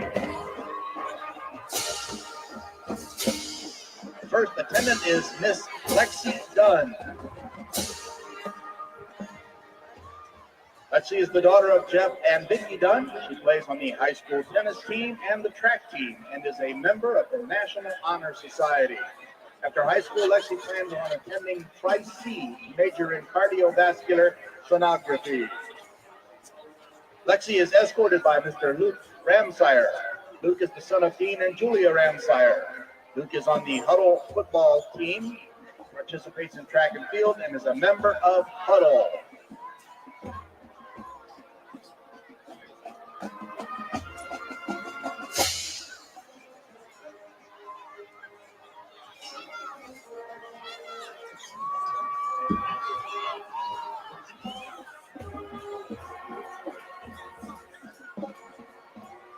The second attendant is Maya Garcia.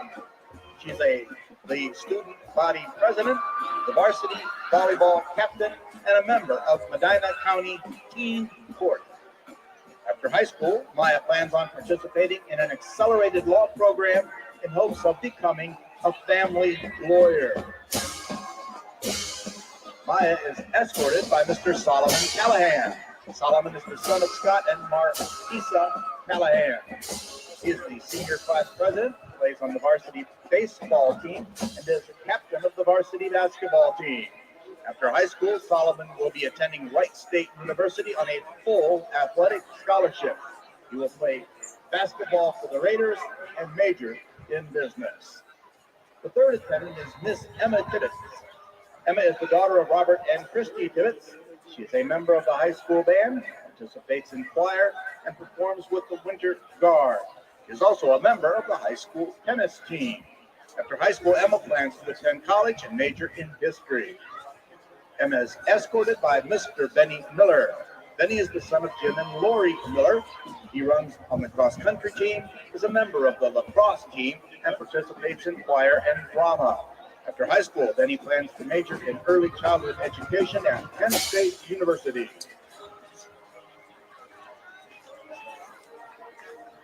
The fourth attendant is Miss Julia Fortner. Julia is the daughter of Dr. Dale and Debbie Fortner. She is a leukemia and lymphoma student visionary, plays on the varsity girls lacrosse team, and is a member of the National Honor Society. After high school, Julia plans to attend college and get a master's degree in anesthesia. Julia is escorted by Mr. Aaron Keating. Aaron is the son of Joe and Kathy Keating. He plays on the high school football team, is a member of the high school baseball team, and enjoys playing frisbee golf in his free time. After high school, Aaron plans on attending college to continue playing baseball while studying finance. The final attendant is Miss Haley Porter. Haley is the daughter of John and Dawn Porter. She is on the high school track team, participates in the Recycling and Environmental Club, and is a member of the National Honor Society. After high school, Haley plans to attend college and earn an undergraduate degree on a pre-med track. Haley is escorted by Mr. Miles Fortner. Miles is the son of Tom and Joy Fortner. He has taken part in 14 musical and stage productions for school and community theater. He has performed a musical number written and produced by Sir Tim Rice. He enjoys writing and creating music and designing and creating costumes.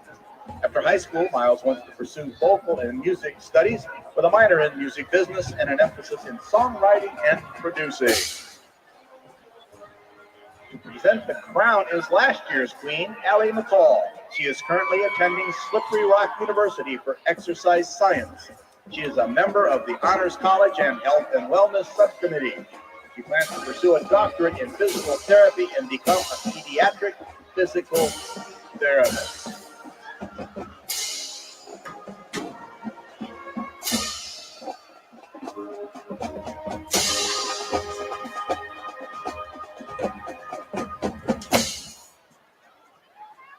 And now, the 2022 Homecoming Queen and King are Julia Fortner and Solomon Callahan.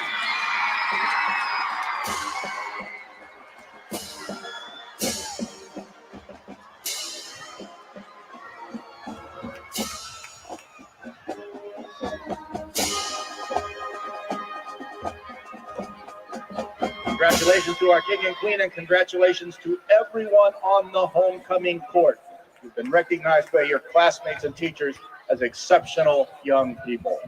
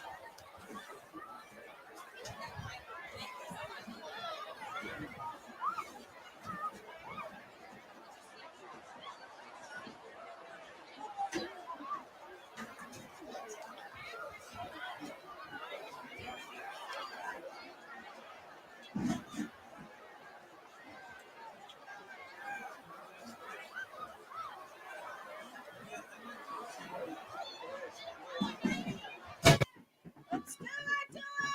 3 minutes left. Start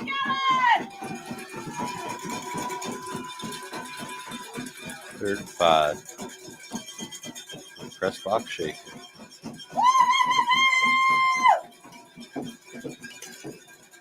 Three wide receivers near side, one far. Warwick in the shotgun, looking far side. Ball was tipped at the line of scrimmage, and he dropped it. That tip had to do something with that. So it's going to be 4th down. What does Springfield elect to do here? Big reserve in these scenarios have made some big stops so far. Let's see if they can continue.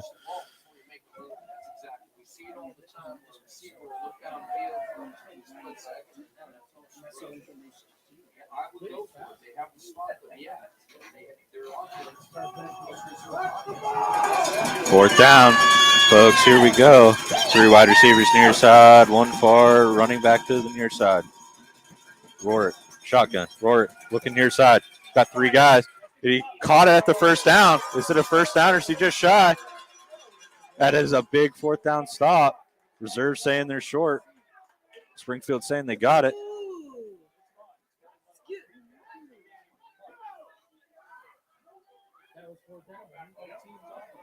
Looks like they're going to bring the chain gang out.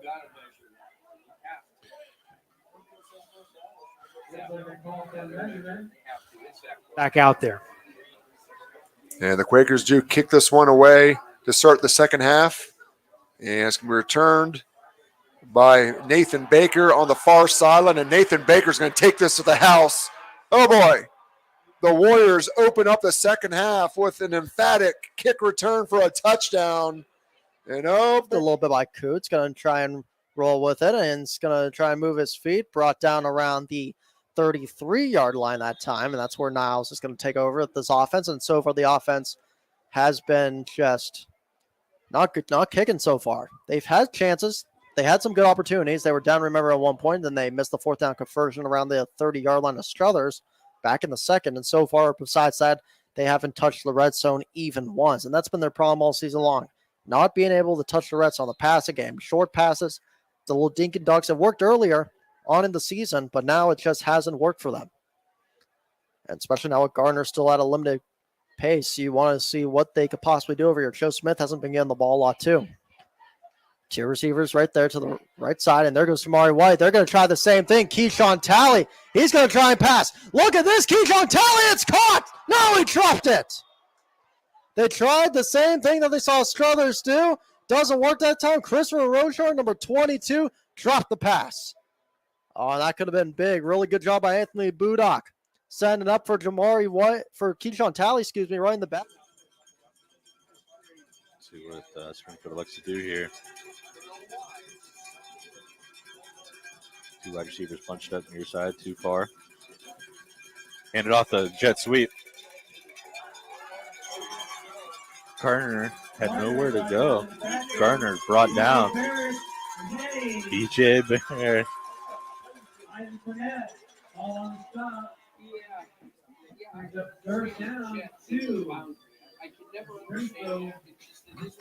So, what do we got here? About 3rd down and 2, 3rd down and 3.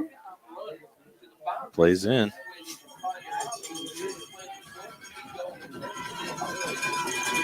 Two wide receivers near far side, 1 near tight end in motion to the far side.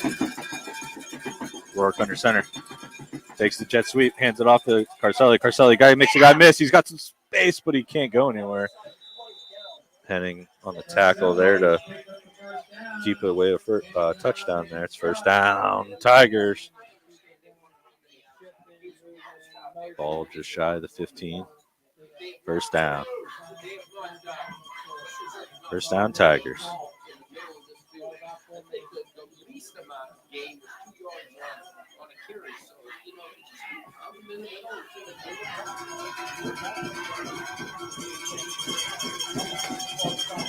This time Barton gets that. Barton through the center of the Boardman defense, and I don't think they'll catch him. Barton with a 6 tackled in the backfield. Blue Devils. A whole host of Blue Devils.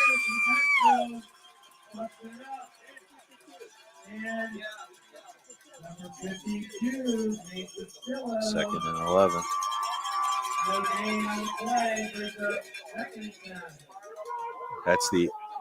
Looks like Springfield's going to go to the end of the third quarter, so we'll be back. Why choose local? Because you live here, work here, learn. Get a number on it. 52. That's Kip Stewart, number 52. Yeah, that's a right tackle there. Kip really just starting to come on here. Didn't see him play much in the beginning of the year, No, but he really hadn't as played. of late, he's kind of taken over that right tackle spot.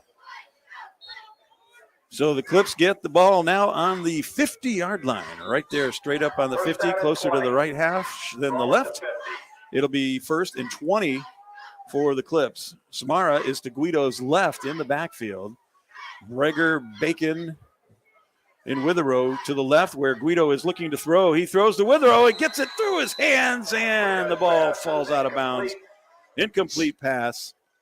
One that Craig wishes he probably had another shot at, huh? Yeah, I mean, Guido did exactly what he had to do there. There's a defender playing in the front, the defender playing behind, and the defender coming from the Guido's right. So he kind of just had to float it up there and give Witherow a chance to kind of come down with it.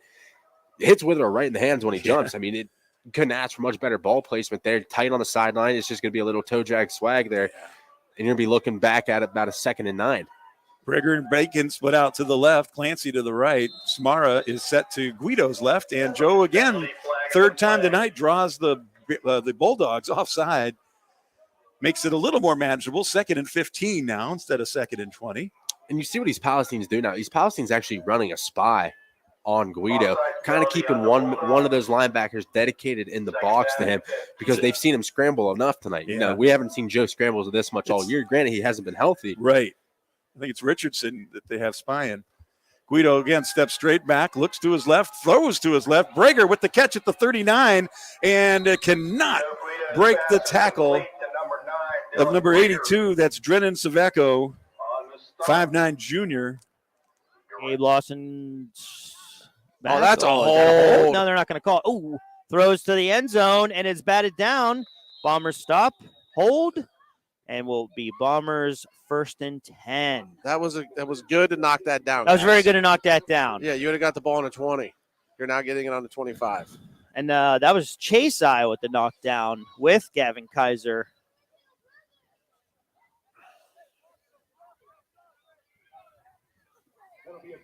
I think we're going to see a heavy dose here of Chase. Heavy dose of Chase and Jack-Eye is my guess. Maybe a little Carlos peppered in there. Okay. Anthony Wiley, maybe. We're just going to name everybody.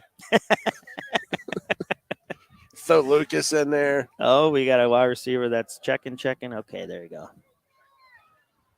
Oh. That is Chase I with a nice run. Here we go. Keep Here going, we go. Come on, Chase. He might get it. 40, He might get it. 30, he's gone. That's a touchdown. Yeah, he's gone. 10-5. Touchdown, Chase I. You're manned up on the front here. Yeah. Breger split out to the left. Guido looks to Breger on the left, throws it as he's cutting across. He makes a spin move, and he's going to roll into the end zone. Touchdown, Clippers. Nice job. Just down. Yeah, so it looked like that ball was underthrown there. It looked like Brock Smith, that is, undercut that first one, unable to intercept the football, and it popped right up in the air. Dylan Monroy, Johnny on the spot with a big play there. Now we're looking at 1st and 10, ball at the 11 for the Quakers. Huge catch there by Monroy, the senior. Empty backfield for Johnson. Motions the receiver out to the left. He's going to call his own number, and Jackson Johnson is going to be into the end zone. Is he? He is. Touchdown, Salem. The Quakers go down and score on their first drive of the second half. Yeah. That's going to be enough for the first down, and that is Bryce Behringer on the carry. They kept bringing him in motion throughout the entire game so far. This time he's able to actually get the carry, starting in the backfield, cut up field, went north-south, got the first for a gain of about 14 on the play. 1st and 10, again, Poland staying with the offense, staying with his 2 running back set as well, with Fulton in the backfield along with Natoli and Behringer. This time, give it to Behringer. Actually, Fulton's going to keep a great fake in the backfield, fake me out. It would pick up about 3 on the play. A lot of different misdirections they're going with. Trying to keep Lakeview, just keep them at home. Don't let them chase. Don't let them know what you're doing. And if you're Lakeview, you just got to follow your reads right and just beat the man that's on you. And that's going to be a gain of about 4 on the play.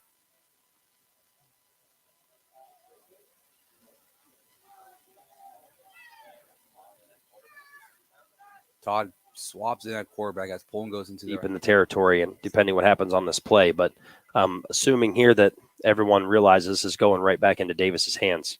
Might see that option play again that they ran very effective in the first half. And this time Zerberg will fake it to him. He's going to fire down the left side. A man wide open, blown coverage. Touchdown Alliance. As they had a blown coverage on the left side, he got behind everyone. There was no one even close. Easy throw and catch for the touchdown. Oh, no, there's a flag. It's going to be illegal man downfield. And we just brought up the penalties that have bit them, and they're the big. So it looks like Fulton subs in at quarterback with Natoli next to him. 2 receivers to the bottom, receiver in the wing up top. Bring the man in motion. Going to fake it. Fulton's going to keep it, make a man miss, but gets swarmed up by Lakeview's defense. That's going to be a gain of nothing on the play. Good job by Lakeview not biting the fake, keeping their eyes on Fulton the entire time, and then bring the cavalry there after Fulton got to the line. This sets them up for a 3rd and about 7 on the play. Need to get to, I want to say, the 4-yard line for the first.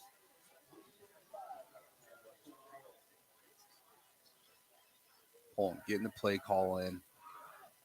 Waiting to see what. I told him to hurry up and get to the line. Too much time being wasted here. Fulton's alone in the backfield. Looks like they had a big bunch set. This time, ball's on the ground. Fumbles it. Didn't know what play call was coming in. Looks like there was just confusion all around as they hurried to the huddle. And it's going to be a loss of about 2 on the play. And Zerberg again in the shotgun, and he will fake it to Davis. Now he's going to keep it on the right side. Looks to throw, and now he pulls it down. He's going to run. He's across the 20 to about the 15 of West Branch, 16-yard line. And brought down. It looks like another flag is on the ground. Sure enough, we have another flag down. 30-yarder on the play, on the kick.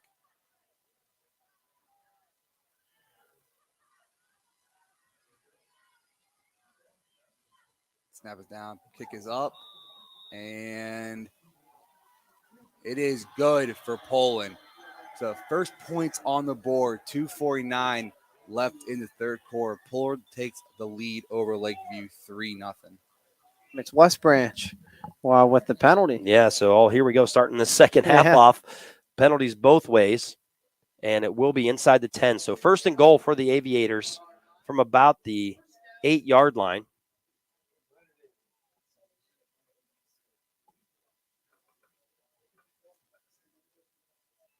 I expect a heavy dose of the run game here.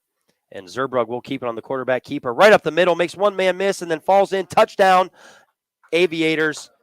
And just as we thought, the run game comes through and puts Alliance within 1 point of tying the game. Yeah, nice quarterback design run there by Brennan Zerbrug. And he's an athlete. He's going to go make a play and gets into the end zone. Absolutely. And, it's just tough picking your poison there if you're the West Branch defense between Davis and Zerbrug. I mean, both can obviously do it with their legs, and they have the whole game. And Zerbrug on for the extra point here as well. The kick is up, and it is good.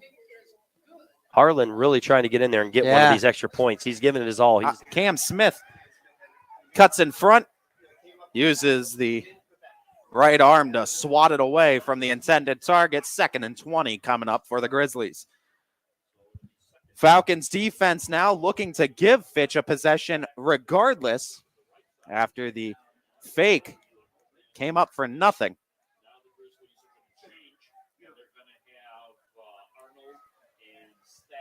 So triple receiver option to the left of Fisher. Now into motion goes Stack.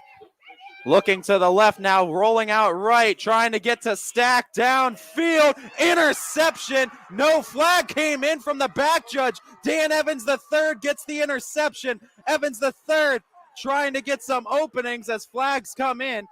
And the interception comes from Dan Evans III. I believe the INT gonna count. Flags do come in after it. The INT was grabbed, but back judge. There was some fight for the football down the sideline, but no PI. This is one of the problems I think we're going to see as we get later into this game. If you get held back to second and longs, third and longs, it's really going to make it difficult for you to get anywhere because passing is non-existent tonight. You're not going to be able to throw the football with the way these defensive play and the weather. I think the weather is a huge factor right now for both of these offenses. And you're just not going to be able to get first downs if you can't get them at least close on your first few plays of the possession. Now return coming in right side, and they will go out of bounds with Colton Sukup right around the 50-yard line. So Southern going to get really good starting field position yet again here tonight, and this has been a real storyline for them all night long. They've been able to just play on a short field because Valley Christian's offense has been held back basically inside of their own 40-yard line all night long. And, some pretty good punt returns, I'll have to say, by this Southern unit. They've been able to, push up and get up near this 50-yard line pretty much on every position. I think that their worst starting field position might have come back at their 35. Was the worst position they've had all night long. Maybe once they've had it backed up in their own 20.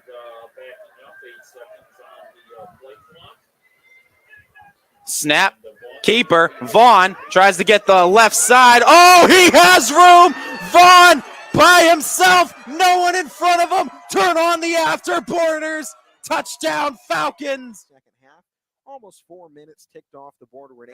This time, nailed it. And he's showing his speed as well. Absolutely. Marty, absolutely. Getting by that defender again. And this time, DeShields said, I ain't missing this one. No, not at all. So all the way down deep into Alliance territory, he'll hand it off to Molinex, to Molinex, who will get stopped immediately here. I mean, forward progress is going to bring him back to about a yard loss probably.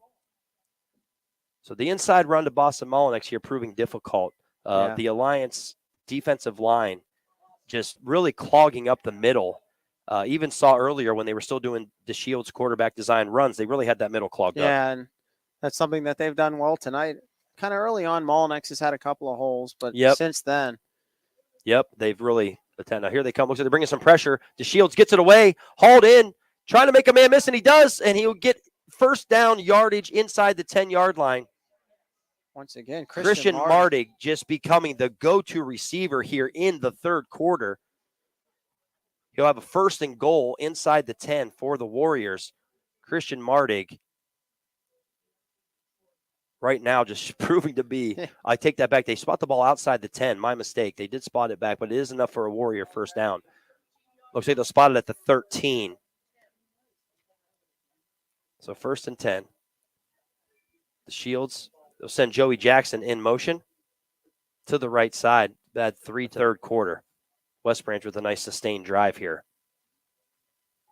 15 seconds on the play clock as DeShields looks to the sideline. Gets the play he likes. He's got an empty backfield now, 5 wide.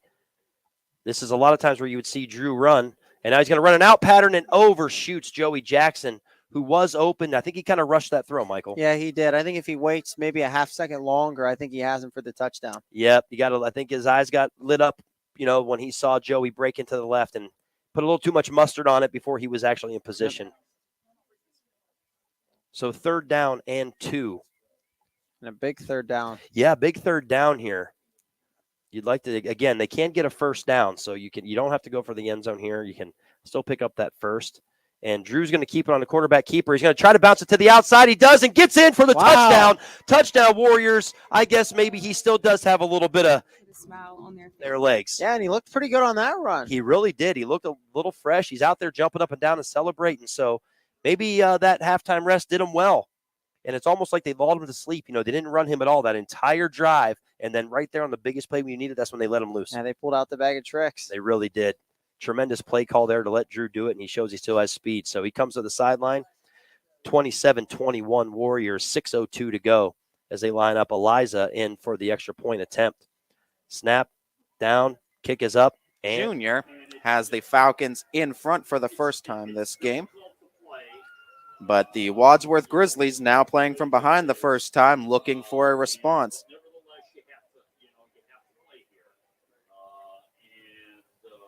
Wadsworth is out to accept the kick here. And it's almost like, Alex, this wide player here. So bounce it to the outside. He does and gets in for the touchdown. Touchdown, Warriors. I guess maybe he still does have a little bit of giddy up in them their legs. Yeah, and he looked pretty good on that run. He really did. He looked a little fresh. He's out there jumping up and down and celebrating. So maybe that halftime rest did him well. And it's almost like they lulled him to sleep. You know, they didn't run him at all that entire drive. And then right there on the biggest play when you needed, that's when they let him loose. And they pulled out the bag of tricks. They really did. Tremendous play call there to let Drew do it, and he shows he still has speed. By himself, no one in front of him. Turn on the afterborders. Touchdown, Falcons. Austintown evens things up at a baker's dozen.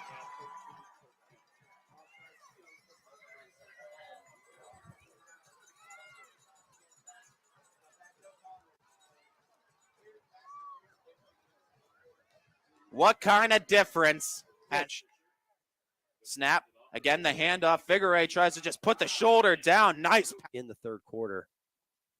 And West Branch with a really good answer there, able to come back and get those points up after getting stopped on the initial drive. So, as I mentioned, they look like they were slowing down here. What do? They go ahead and just say, that's enough out of you, Chuck. Yeah. And now it's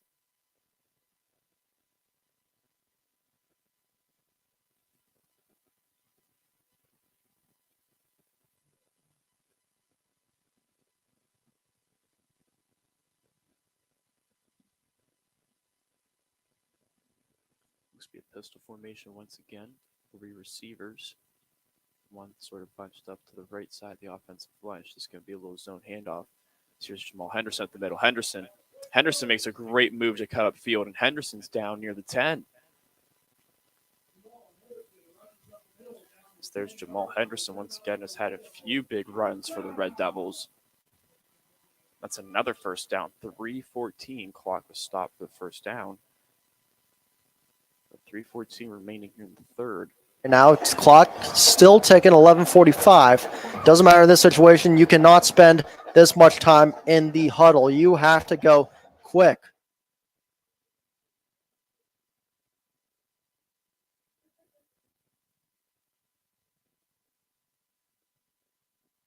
It's going to be pistol formation again. They're going to hand off to Henderson. Henderson up the middle is going to get stopped.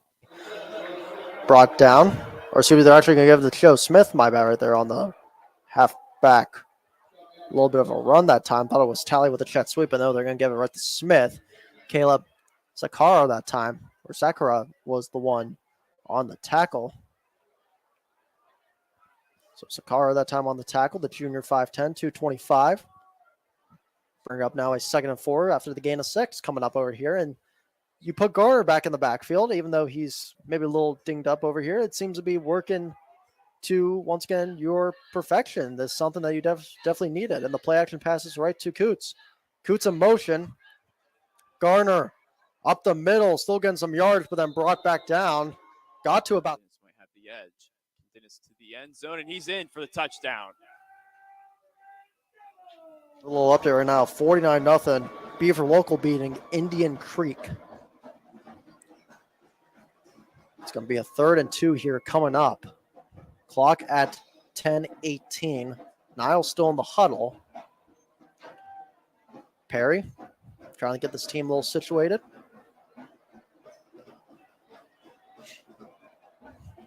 Budak. Back to Garner. Off the handoff, and did he get the first down? Gonna just say he's a yard short. There for a touchdown. So Donnie with his second touchdown, first receiving, but that's probably the easiest one he's going to have of his career, Matt. How about that? Donnie Ash and the Quakers on the arm of Jackson Johnson, staying around within striking distance. Now a 5-point margin. This. Do you decide maybe QB sneak it up with that, QB draw it up, or do you hand off to Gardner? And they will hand off to Gardner, and he's going to pick up the first down by a few yards that time. Was rolled up on the play. And they're going to try and get him up that time. And well, as another now Struthers player, Bryson Dodd, I think that was number 13, the junior, 5'10", 220, who made the tackle. That's going to be Dodd's first tackle by the looks of it.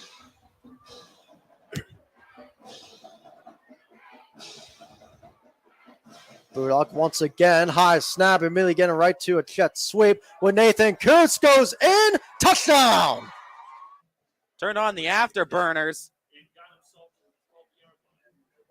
As quick as a hiccup, made that play all himself. 1st and 10. Figueroa tried to get some yardage again. Not a ton of running room for Figueroa as Fitch really doing a good job slowing down that running game, really forcing Wadsworth into a pass-heavy offense.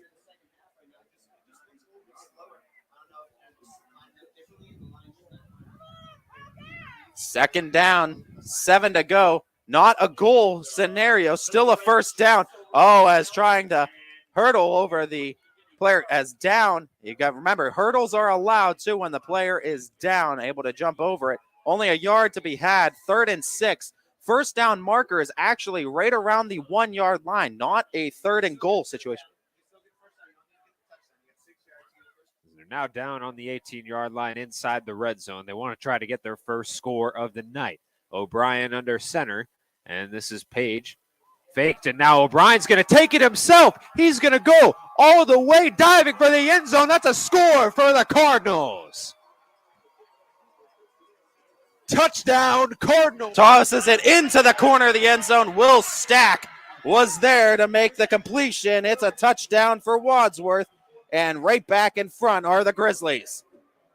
Now the question becomes, do you go for 2 in this situation? Try to get yourself a 7-point advantage. 5:53 to go in the 3rd.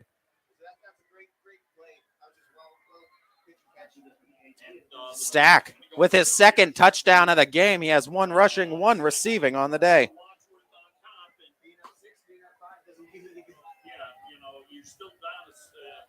Wadsworth looking for the 2. Rolling out right, Fisher looking for openings and able to get the completion. 2-point conversion is good. Nice job by the Grizzlies to clinch a 7-point advantage.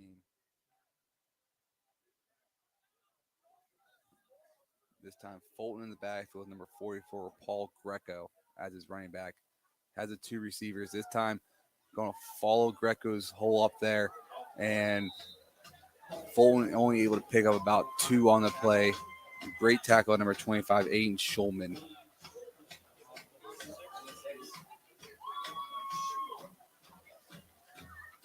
And it looks like Fulton's run over to the sideline is going to be subbed out for Genova.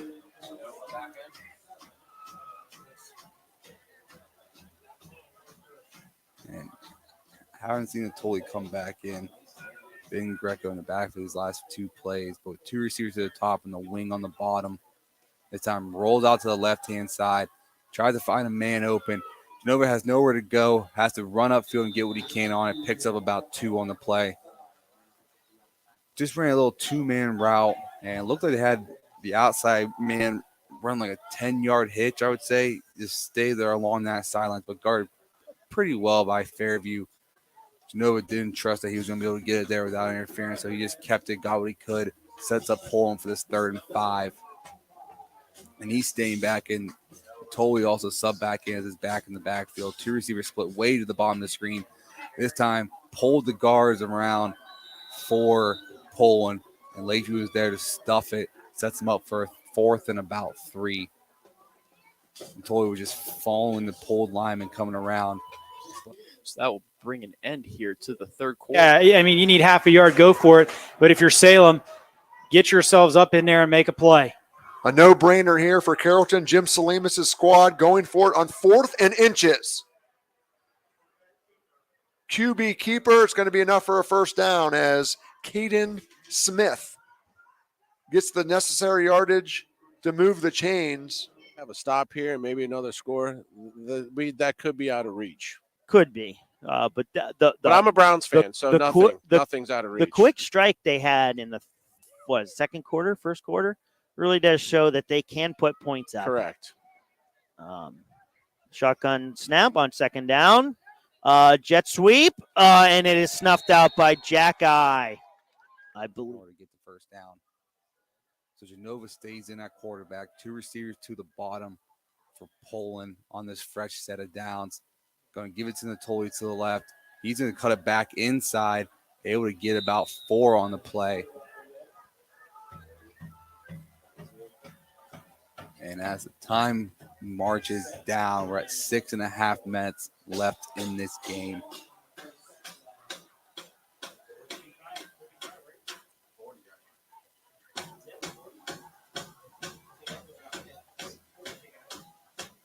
This time, Fulton checks back in at quarter.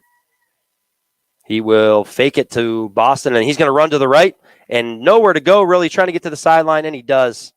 Again, you can see there, not the typical Drew DeShields speed we're used to seeing. No. But I think that was the plan. Obviously, Alliance is aware he's not his nimble self, and, they just thinking maybe you can catch him off guard like they did for the touchdown. Yeah. So nice job.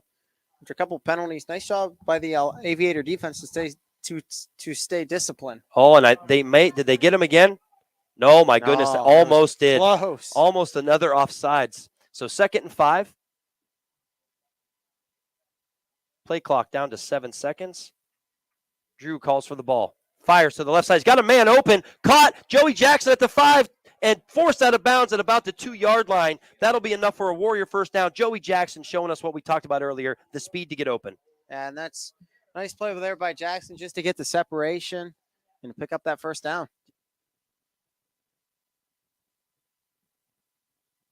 There's a fake. And it's going to be a pass near the end zone, but it fell incomplete. Maybe a little dangerous pass, too, if it had some momentum on it.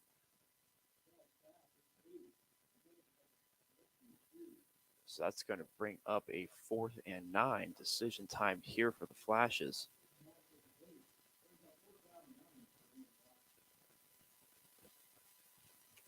Excuse me, I did not mean the Springfield Tigers versus the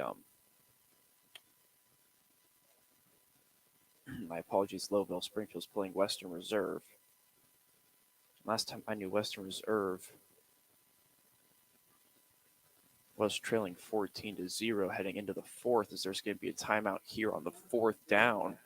Big one. Or not even get points at all. And 5 from the 5. Just over 1 minute to go in the 3rd quarter. Play clock at 10. Plenty of time.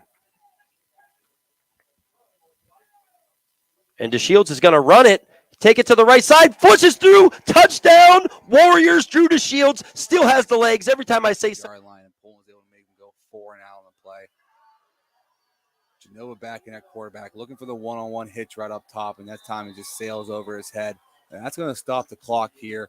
There's 3:51 left in the game. 4th and 12 here. Looks to be a little too long for a field goal. So it looks like Poland's going to come out and punt and just try to pin Lakeview back as long as they can. Number 5, Andrew Brown will be returning.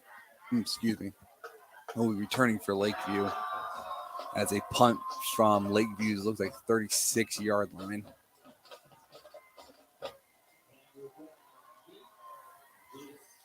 And with the snap, the punt is back, and that's a high punt in the air. Fair catch called for.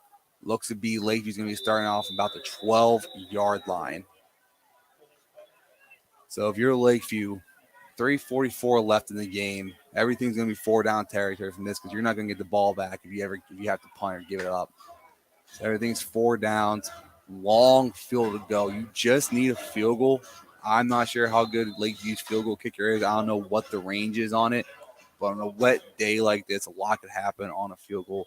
Much rather just try to pound it and get the touchdown. But Lakeview also had to burn 2 timeouts early in the 3rd quarter, so they only left with 1 now. Comes out in the spread, looks to just do a little short route, and that almost gets picked off immediately by Fulton there. playing that linebacker position. Just try to throw it to the slant. Wasn't open right away. Quarterback hesitated. Tried to force the ball in there. Now the rest of the way out as Olstrom gets the carry. This could be trouble down the sideline. He makes a move. He's going to make a move into the end zone. He's tripped up, though, Jared. It doesn't matter. He crossed the goal line, 30 yards. Carrollton opens the fourth quarter with a touchdown. Much like they did the third quarter, Matt, on the kick return. Pass more than you want to here in this game. Has a clean pocket. This time going long down the field. Throws the ball way up into the air and gets broken up by number 11, Bryce Barringer, for the Poland Bulldogs. Basically just threw up, I won't say a Hail Mary that time, but just threw the streak right into the middle of the field. That ball's in the air a very long time. So 3rd and 10. No times come off the clock here for Lakeview. 3:33 left in the game. Coming out in this 2-by-2 formation they've been running here on this drive. Back to pass, has a clean pocket, and he's going to get hit as he throws, and that's going to be picked off by Poland, and he's going to rush his way close to getting in. We'll see where they mark him down at. That's number 5, J.D. Memo, with the interception. And it looks like they're going to mark him out at about the 1-yard line. Just jump the slant route. That's just a tough break for Lakeview. Having to pass when that's not the type of team you are. You need to be able to complete short routes like that, complete simple route concepts. And Poland obviously expecting it, knowing that it's coming with such a long field ahead of them. Good job on Memo just to jump right in front of it. Try to force his way in, but puts him down. Looks like they're going to mark it at about the 2-yard line. And Poland's coming out into their heavy set. And this time, Fulton's is going to carry it. Looks like he got stuffed right at the line of scrimmage, but they're going to give him the touchdown for Cole Fulton. So put Poland up 9-0 here late in the fourth quarter.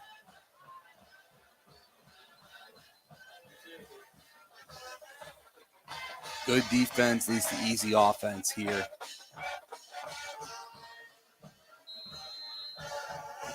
And Poland will come on to kick the extra point. Number 86, Josh Stefanik. So now we have Howe back behind the line. Howe being very difficult to stop as now they give it to him. Howe trying to break through the line, and he moves backwards and gets tackled at the 24.5-yard line.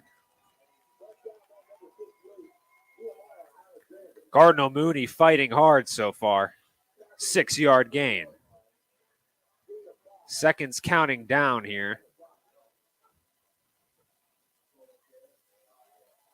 And that will be the end of the third quarter. What a great third quarter performance from Cardinal Mooney. And even though they are still down 10, they have an opportunity here to shock the entire Warren G. Harding family. We'll see what happens here. We'll take a quick break and we'll switch sides. We'll be right back here on YSN Live. Envelope 1. And a good start to this Quaker fourth quarter drive, again down 11. That puts him up over 100 yards on the night is for Donnie. Started off slow there in that first half. He had the big touchdown a few minutes ago for the Quakers, then a nice 12-yard pickup. So again, Salem trying to cut back into this lead, but like we said, it's going to come down to defense and getting a stop and stopping this rushing attack. 5 wide for Johnson. As the senior tries to bring his team back. The Quakers have they had the lead once. As Carrollton struck first in the second quarter, scored a touchdown, made it 6-0. The extra point was no good, and Salem responded with a kick return for a touchdown. It was 7-6. And that was the last time they had the lead at about the 10-minute mark of the second quarter.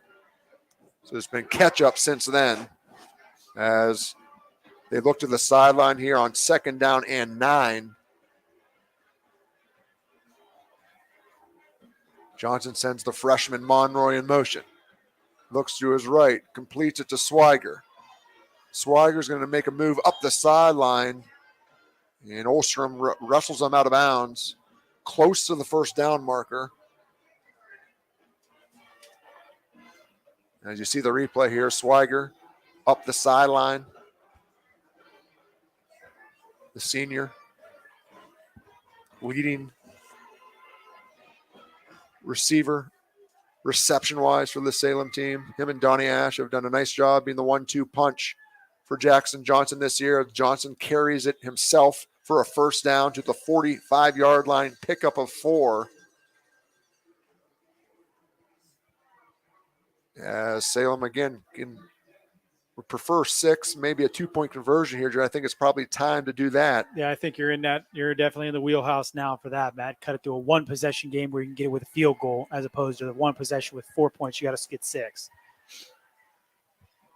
Hayden Tomnevich, their kicker, though, is always reliable if they do have to settle for 3. Johnson going to throw it, and it is incomplete. Falls in between 2 intended receivers, Marcus Phillips and Donnie. To their next back in line, being number 39 for Cardinal Mooney, being Jeffrey Brenner. So 39 being another back they have in their lineup. And now it sets it up with 3rd down and 5 on the 14-yard line. Gain of 3 there. So now this is the sequence where they got to try to break through the line here to pick up the first down or possibly get a score. 14 yards to the promised land, 5 yards to reset the downs. O'Brien under center. Fakes the handoff. He's being pressured. He sends a pass over into the end zone. Tried to break back for it in the end zone was the receiver, and that's going to be a PI for Harding.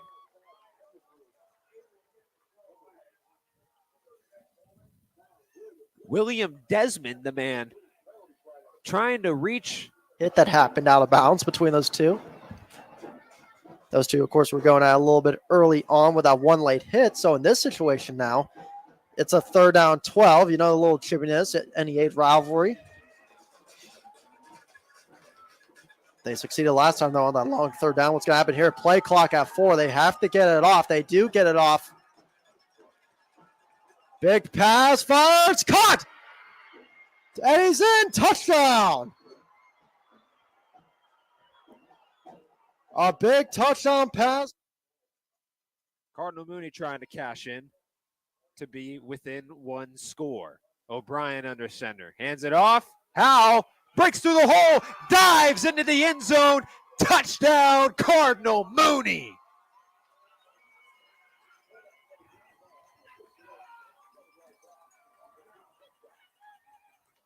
I mean to tell you, the bleachers are shaking over here on the visiting sideline of Cardinal Mooney and Warren G. Harding.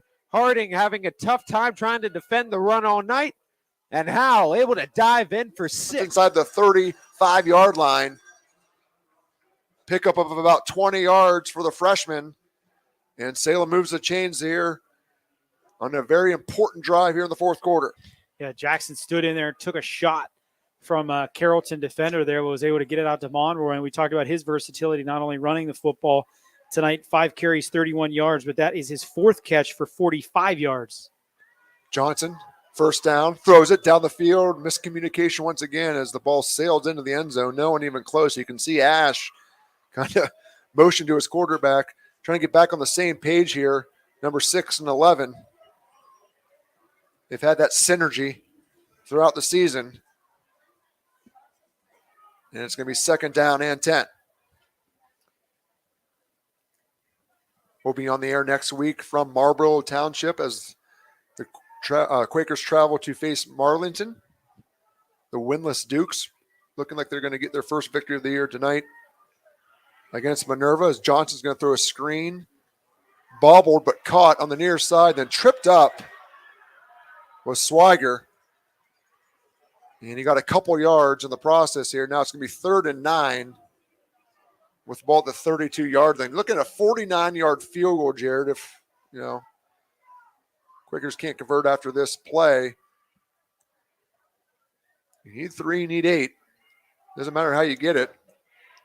As Johnson in the shotgun here on 3rd down.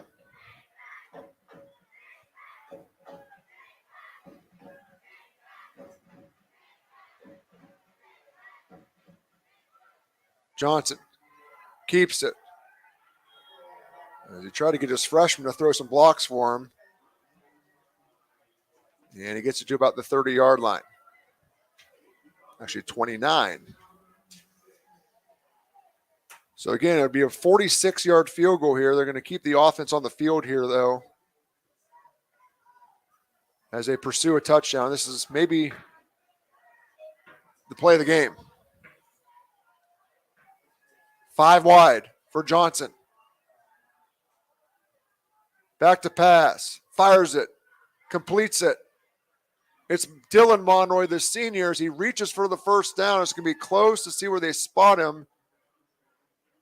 I think he had enough. First down, Salem. How about that, Jared? Just enough. Great play there by Dylan to find where he needed to get to. Got about 6 on that one. So huge play there as the Quakers are going to hurry to the line on this one. Huge conversion there. Johnson now with new life. 1st and 10. Throws it across the field. It is dropped incomplete. Phillips, the intended receiver. Olstrom there, the standout running back. Two-way defender on the breakup. It's 2nd down and 10. So Dylan Monroy, since that drop, Matt, he's had 2 really big catches. He had the one on the ricochet on the previous drive for 25 to pick up a 3rd down conversion, and then that one for 6 on a 4th down conversion. So he's made some really nice plays here. As get the touchdown pass complete. Jontrell up the middle, reaching to the end zone, and he's in. And Valley Christian has the lead on the road in the 4th quarter. 8-6, Valley Christian leads it on the road with an EOAC championship on the line and a potential undefeated season as the crowd in front of me absolutely losing it. This means so much to this program. And there's the man himself, number 13, Bashan Gurley. Huge conversion there. Johnson now with new life. 1st and 10. Throws it across the field. It is dropped incomplete. Phillips, the intended receiver. Olstrom there, the standout running back. Two-way defender on the breakup. It's 2nd down and 10. So Dylan Monroy, since that drop, Matt, he's had 2 really big catches. He had the one on the ricochet on the previous drive for 25 to pick up a 3rd down conversion, and then that one for 6 on a 4th down conversion. So he's made some really nice plays here as of late, especially when his team has needed them. Monroy goes in motion for Johnson on 2nd and 10. Johnson throws it over the middle. It is going to be caught. Caden Swiger for a touchdown. Oh, boy, what a big drive for the Quaker offense. Converting on 4th and 9. And 2 plays later is converting for 6 points. And what I'm assuming a 2-point conversion upcoming. Yeah, Swiggs just running a nice little post route there, Matt. The coverage just sitting back too far, was able to get right on the inside. Easy pick. Vaughn checks off with Parker. 14 seconds, 13 seconds, and ticking on the play clock. 8:20 remains on the game clock. Vaughn takes a snap, rolls out right. Vaughn looking for the opening. Good defense by Wadsworth. Vaughn just holds out and sneaks his way into the end zone for his 2nd rushing touchdown of the ball game as Deshaun Vaughn with the score gets the Falcons back within 1.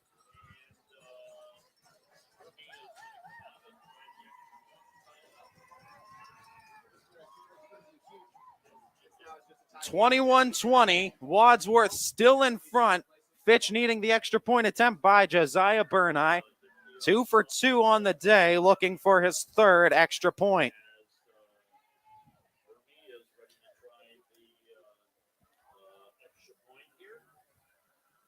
Josiah Burneye looking to split the uprights. As good as gold is Burneye. And we're tied up again. 21 apiece here in quarter number 4. 8:06 to go. Wadsworth to get the ball back. Looking for a lead. Ty Bartell, YSNLive.com. Don't go anywhere, folks. We'll be right back. One time tonight. And you know Carrollton's going to bleed this clock out if they can, but Sam's going to have to make some stops. They have 3 timeouts, so plenty of situation situational football ahead of us. As it is Smith in the Maryland eye, gives the ball to Olstrom. I think I've said that about 30 times tonight. How many times officially, Jared, has he carried the football as he gets out to the 40? That is the 30th time. No way. Matthew. That is the 30th time that he have said his name in terms of running the football. Oh, boy, that's good. 30 carries, 252 Is that good? yards. Is that good? It's decent. Decent.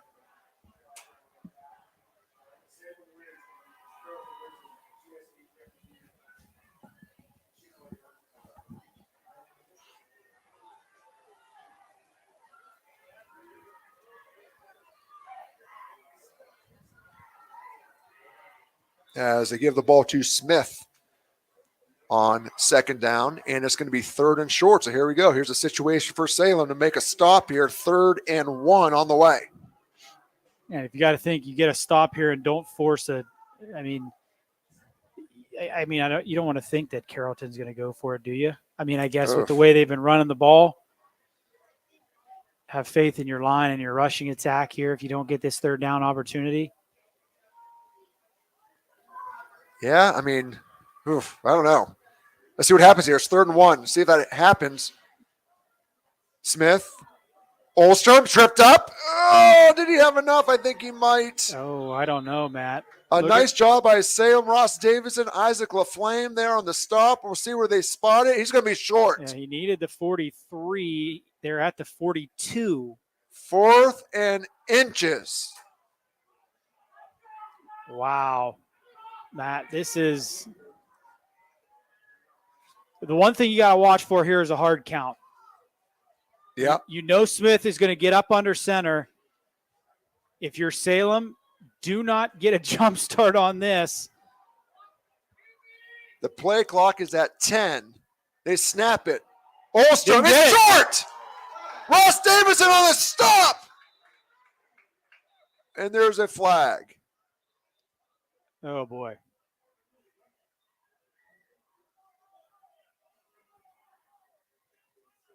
Ron Johnson out on the 40-yard line. And the officials are looking towards Salem way. Oh, boy.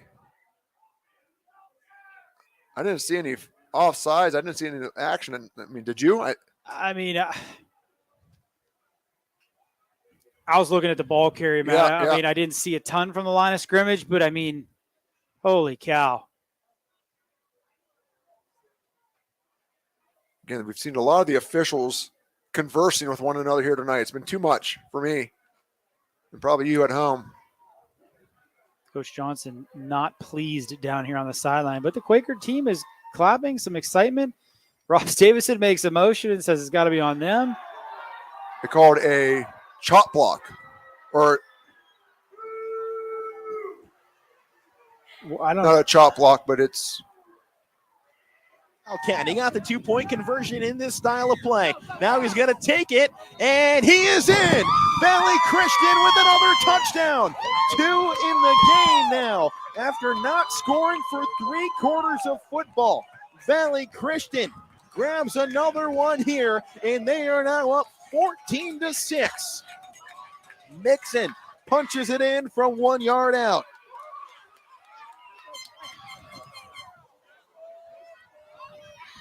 So it's now 14-6. Momentum sits with the War Eagles. Behind an electrified crowd here on the road. Now Jordan Pete coming out for the extra point. They got a false start last time he came out. Well, no, this will be John Trell to put this up. And the point after, no, it is Pete after all, and he sinks it through. 15-6, the War Eagles on top here in Salineville. On the field making plays on defense, but that is the first carry for Olstrom that is less than a yard or less than 1 yard for negative gains. But again, if you're Carrollton, you're worried more about what the clock's doing, Matt. So there's a loss of 3 there. Maniscalco on the stop. He's been injured the last several weeks. He's been the Quakers starting running back, but like you said, Jared, nice to see him on the defensive side here making a stop. Loss of 3. Olstrom on 2nd and 13. Has a little bit more success as he gets to the 40. And another 3rd down and manageable upcoming. We're thinking that maybe that call, Jared, was against Salem because you can't take the legs out of a lead blocker. So that might have been like a chop block situation. Nonetheless, a terrible break for the Salem defense. But they have another chance here at 3rd and 5 with the ball on the 40. Carrollton taking their time to get to the line of scrimmage here. The play clock is at 13. And the Quaker fans here on the near side have kind of got fired up after that call. They saw their defense get a great stop, and it almost got taken away from them as Olstrom runs it up again, and he's going to get a first down. No, that's a big one. Again, he leads the Stark County area, ladies and gentlemen, in rushing yards. That includes Massillon, McKinley, Glen Oak, all the schools in the. Williams pops back up, gives a little head nod to the tackle from Nye, but it's a 2nd down and 1 coming up now for Fitch. Davis Nye, too. Another great play for Nye. As Williams tries to fall forward for the first, and he gets it. Davis Nye listed at 6'2", 200 pounds. An athlete is what he's listed as on the roster page. And boy, I'd say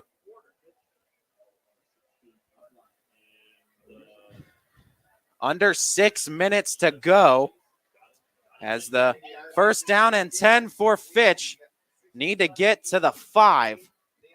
Falcons need to take care of the ball. Had 2 fumbles inside the red zone a week ago. Goes for screen pass. Oh, what tackle on Dan Evans III that time. Came in there from the secondary and made a heck of a tackle to force some loss in yardage. 2nd and 12.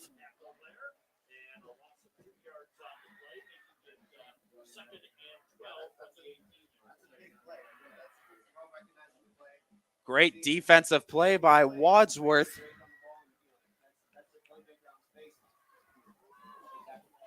Fitch might elect to keep it on the ground, try to burn as much clock as they can.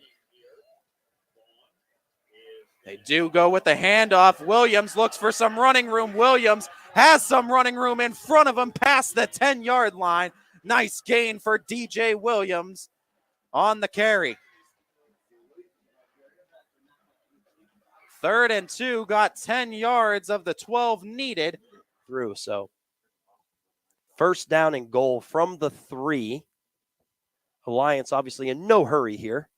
West Branch 2 timeouts. Alliance still 3 timeouts. So we're hitting the 3-minute mark here just now. 2 on the play clock. They'll give it to Davis, and he'll easily walk that in for the Alliance touchdown at the 2:57 mark. Alliance.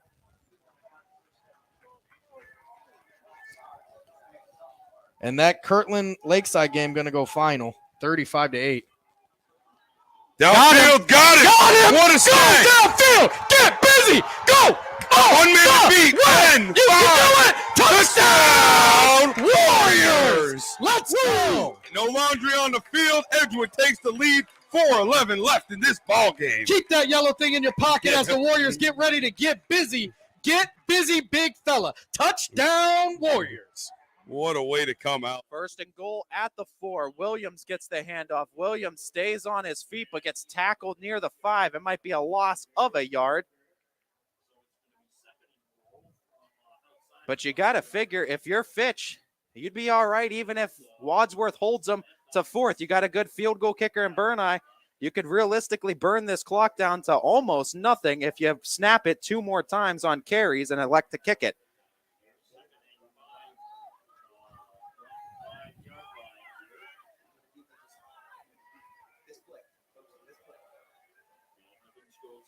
The handoff to Williams. Williams tries to just fall into the end zone. He's just a bit short. by about 1.5 yards, maybe 2 on third.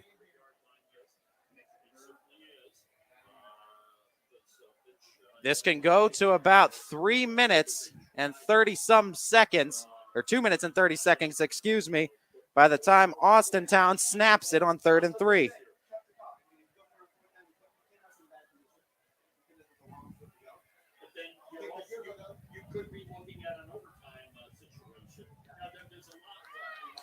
Fitch, don't throw it out that they go for it on 4th either.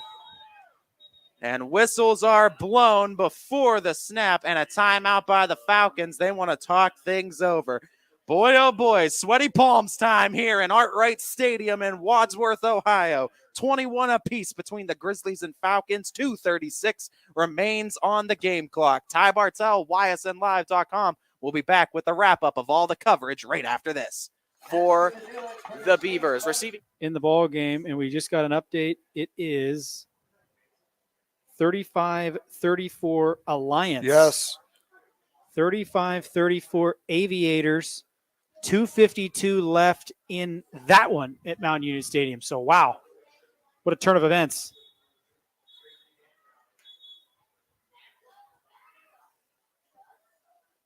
West Branch, considered by many to be favorite of that game. Was 28-21. I wonder if they scored and missed an extra point or tried to go Yeah. for 2 or what. I don't know.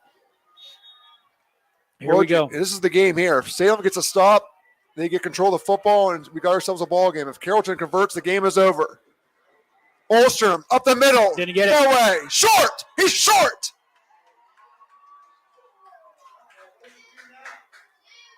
The Salem defense finally makes a stop, and they now have control. 3 for the Falcons. Inside the goal line, 3rd and goal. Vaughn stays on his feet. Vaughn still on his feet, tries to dump it off, and it is knocked incomplete. And it's going to bring up 4th and 3 at 2:30 in the game. In the hands of this offense.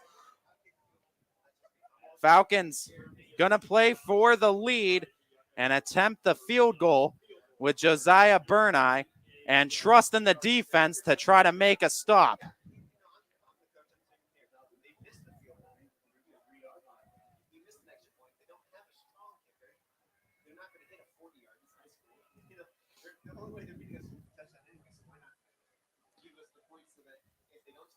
So Josiah Burneye, now a big field goal that he'll have to set up for. Essentially extra point range, just 1 yard behind it.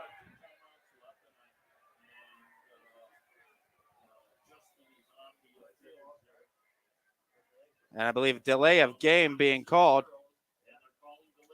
And they're going to have to back up Austintown some more. So Burneye going to have some more yardage to tack on to this field goal a try.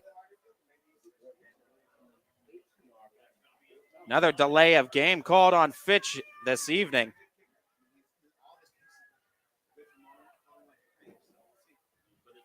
Could be the game. 2:30 left to go. Fitch looking to break the tie. Josiah Burneye, field goal attempt. Snap is down. Kick is up. Splitting the uprights. No, it's no good. It hooked left, and a missed field goal has this tied up at 21, and Wadsworth has a chance to win the ball game. But they're going to have to take a decent shot. Pocket. And if you're Salem again, you don't need huge chunk plays. Those short underneath routes, the things like that where you get the ball in their hands and then let them run a little bit, Matt, is exactly what you want. You know, we had the swing pass to Monroy, the other one to the other Monroy, and then that play there to Caden. The athletes on Salem's team here, give them the football and let them do the work. Johnson, pump fake down the sideline. Davison was the intended receiver. He got leveled. Wow. Hey, that was Chase Olstrom on the side there, one-on-one with Ross. I mean, Davison got tackled on the near sideline, had no chance of catching the football. Yeah, wasn't even in the play there. Or couldn't have been in the play. He was shoved out of bounds there, Matt. So So a pass interference against Carrollton is going to move Salem closer to their goal. It's going to be first down, Quakers at the 30. Again, They've covered a lot of yardage here, Jared, in a short amount of time. Yeah, still work to do here, but yeah, you're moving in the right. And this is where Cardinal Mooney's defense has got to push through here. They've been able to do spectacular things all night here in the second half. Jet and shotgun formation. He drops back, tries to look for a man on the near sideline, and it's going to be underthrown and broken up by the cornerback.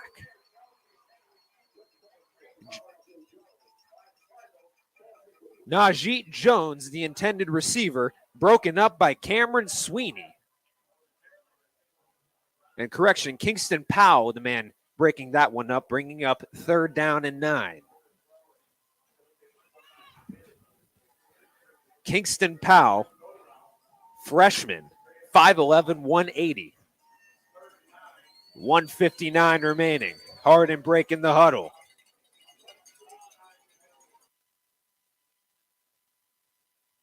Will Harding break through for a 9-yard gain or more?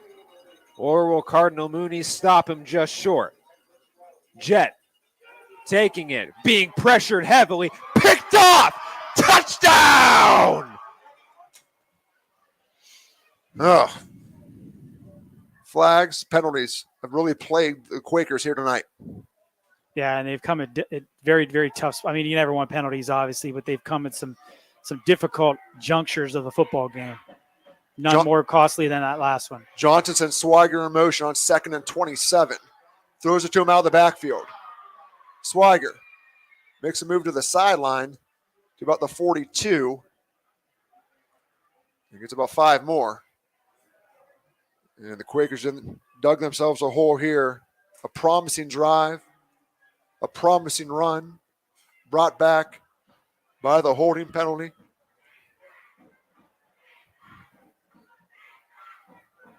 Third down, 22. What do the Quakers dial up here? Johnson, shotgun, steps up, gets away. He's going to be brought down and sacked. It looked like he might have got away from the sack, and he couldn't quite escape as he's brought down to the 48. And now it's a 4th down and 28 to go, and Sam's going to call their final timeout. What a turn of events here. What started to be a great drive, 2-minute drill. The Quakers now staring at a 4th and long when we come back. Change. Makes a move to the outside, and he'll be dropped at the 40-yard line again. Drew DeShields, not himself by any stretch of the imagination, but just the will to try to carry on here, still able to pick up big yards with his legs. And now it looks like, I believe West Branch is going to call one of their 2 remaining timeouts, and they will, with 1:26 to go. It's going to bring up a 3rd down and 4. And we'll take a quick timeout. We'll go ahead and just pop away real quick. We'll be right back. Hi, this is Zell Bush. Hi, this is Ryan. All right, we're back here. Matt Mowry alongside Jared Niederheiser. A minute on the clock, but right now Salem needs to get to the 20-yard line. 4th down. Johnson airs it out down the field. He has Davidson on the post play. It looks like he was tripped up. It's going to be an interference call. And it's not an automatic first down in high school. Remember that. It's a penalty, but it's not an automatic first down, as Davidson might have done his best acting job there a little bit, but he sold it for the flag. And let's see where they mark the football now.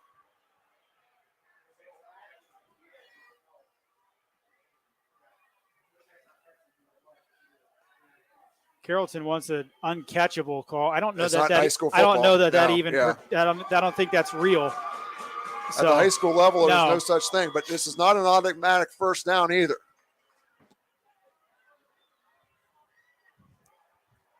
They're going to mark it off. What is it? 15? Yeah. So the scoreboard says 4th and 11. Which would be right. Which would be 15.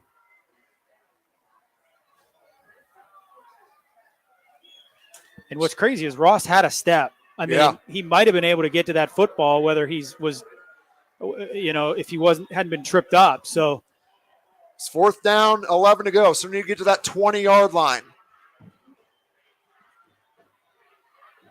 Blitz coming.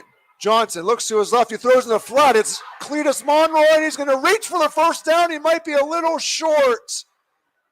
Carrollton says he's short. And he is.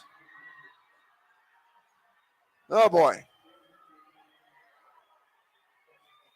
Turnover on downs. There's a gain of maybe 9, 10 yards, but they needed 11. And it's going to be Carrollton football. Wait a minute.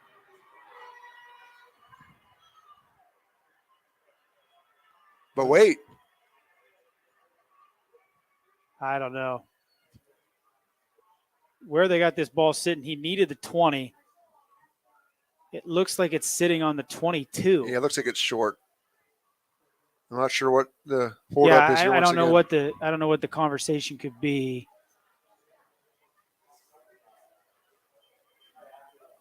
Again, we've seen a lot of these officials up close and personal here tonight. I'm not sure what the dispute is here. I don't see any way it's going the Quakers' way. I mean, he reached, but I don't know if they're talking. There is a flag laying there, Matt. Behind, you can see it sitting right there in between But again, the I two believe officials. if it's an unsportsmanlike or something like that, excessive celebrations after the play. Unless they hit him when he was out of bounds. That's the only thing I can think of. Yeah. You know what I mean? I mean, if that's the case, this place is going to explode on both sides. On either side. I mean, I've never seen this much. It feels like we're at the water cooler right here. I mean, come on, fellas, let's go. I will say, at least they don't have the rule book out. Yeah, that one game a few years ago, there was the rule book. Was that the United? I think it was against United. Yes, maybe? it was. It was at United. It was. You're exact. I couldn't remember the game until you said that, but you're exactly right. Looks like they're picking the flag up. Oh, my. Yeah, he's going to put it back in his pocket.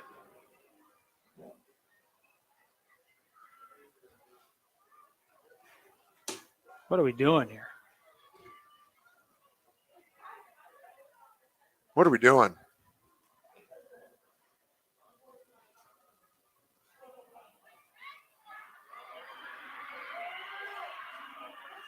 Seconds. Clock running now as the ball has been set. 54 seconds. 1st and goal from the 6-yard line. DeShields will give it to Boston Molinex, and he's going to lose yards all the way back to about the 8 or 9 yard line. 40. So again, it's after the play. It has no effect in this game. In terms of the play there for the Quakers. But Perazio will have to sit out next week. Drew waiting. Looks like there's some confusion. We're down to 22 seconds. 21 and ticking. Takes the snap.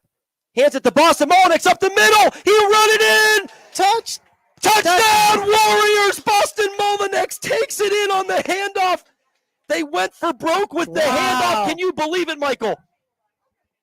They handed that ball off. If he doesn't get in, I don't know if they have enough time to get another play off. They're probably going to have to quickly spike that football, and wow. Boston Molinex, the bowling ball, refuses to go down, carries in 2 defenders, touchdown Warriors, 40-35, 14 seconds to go. And quite frankly, I'm beside myself, Michael. I don't think that was the... We'll keep you updated as long as we can with that. And started to go line up out left wide, and all of a sudden came back. He didn't know what was happening. They lost about 10 seconds on the clock, and then they hand it off, and it works out. And now they're going to go for 2, and DeShields is going to fire one to the left side. Got a man, caught, hauled in, puts on a spin move, and takes it in for the 2-point conversion. 42-35, puts them back up by 7 with 14 seconds remaining. And I tell you what, this has been one of the best football games I have watched in quite some time. I mean, it's just been, it's fun to call from a broadcaster standpoint. I tell you what. You know, for both of these teams, they've just been blowing out opponents. And, right. Yeah, kind of gets they boring. haven't been tested like this. And this is, whoever comes out on top, still 14 seconds to go, but, this is a great test before postseason play. Absolutely. And no one here has failed. The Alliance offense has been absolutely incredible. The West Branch offense has been incredible. Both defenses have had their moments and have come up with plays. So, it's been an all-around great football game. Both teams just on display in every way, shape, or form. Even in the special teams game, it's been a factor. So this has had every bit you can ask for. And right now, West Branch up by 7 with 14 seconds to go. Alliance still with the 2 timeouts remaining. So this game is anything but over. Yeah, we've seen great. Not that push. Now it's time the defense has to come up big. They need a turnover. Lindsey on the carry, and he gets tripped up as he passes through the offensive line. And this will be a pickup of just 1 after he got 20 on the prior carry. I think he'll take a 1 or 2 yard pickup there after what he just did. And he's had a great game, and he's finally getting some plays breaking for him as well.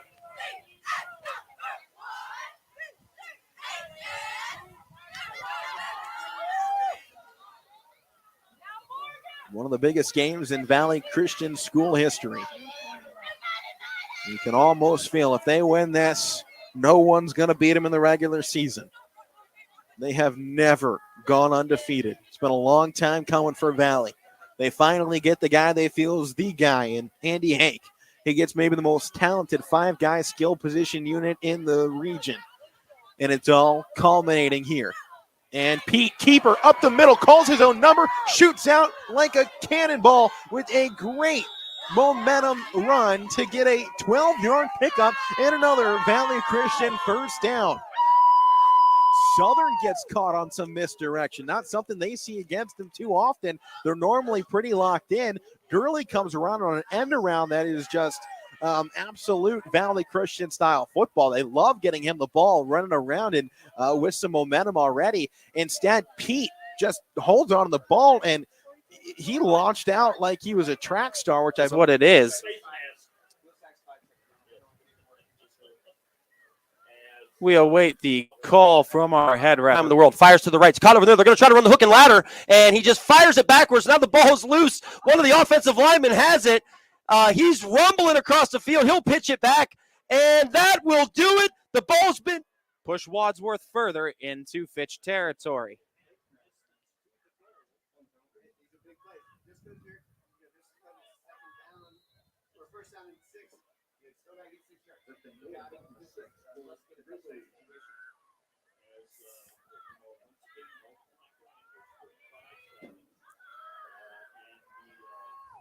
Fisher now back in.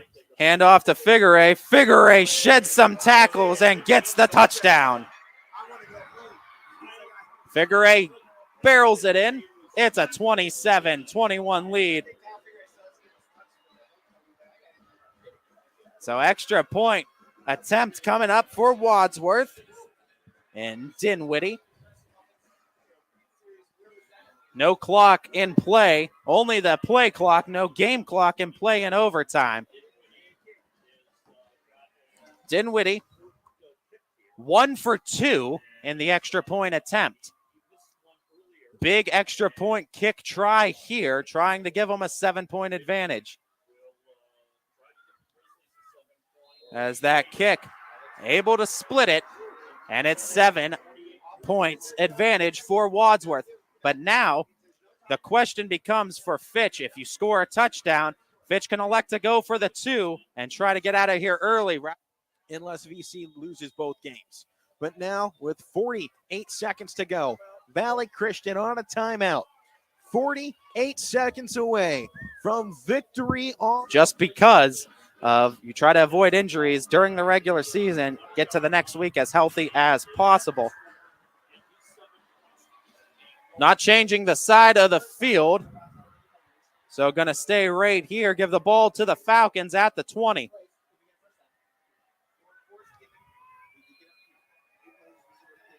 Fitch looking for a touchdown, trailing by 7. Vaughn keeps it himself, changes the direction. Vaughn stays on his feet and gets tackled out of bounds, gaining a few yards on the keeper. No doubt going to be 4 down territory all the way. You use 4 downs for this. Trailing by a touchdown, field goal does you no good for Austintown.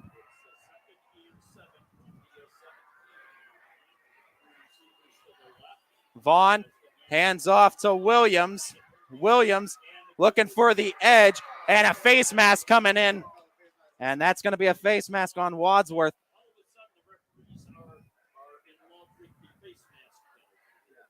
And alternating face mask calls on both teams' defense is going to set them up offensively.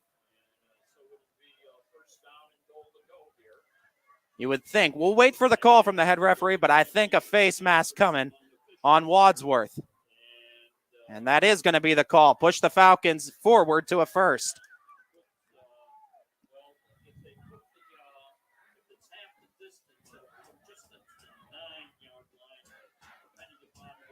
We'll see if it's 1st and goal or 1st and 10 for Fitch. I think that's the question that's going to be sorted out, where that football is going to be spotted. 1st and goal, 8-yard line is where they're placing it. So the chains are down. Fitch, all comes down to this. At the minimum, 4 plays for the Falcons to try to break pay dirt. And then the decision becomes, do you go for the win or the tie? Vaughn hands it off. Williams up the middle, falls forward inside the 5, about half the yardage needed on first.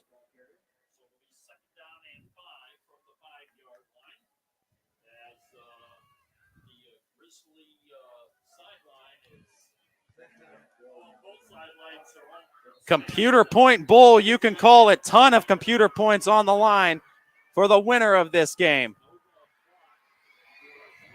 Head referee having a brief conversation with Williams. Fitch is at the 5, 2nd down and goal. Trailing by 7 here in overtime.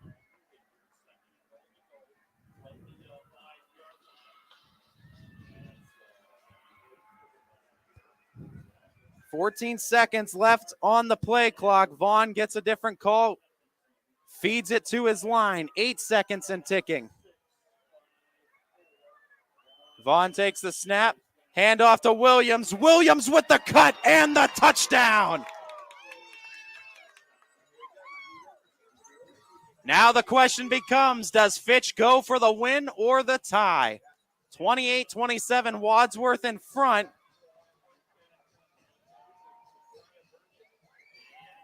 They're going to send Burneye to the 10-yard line for a setup.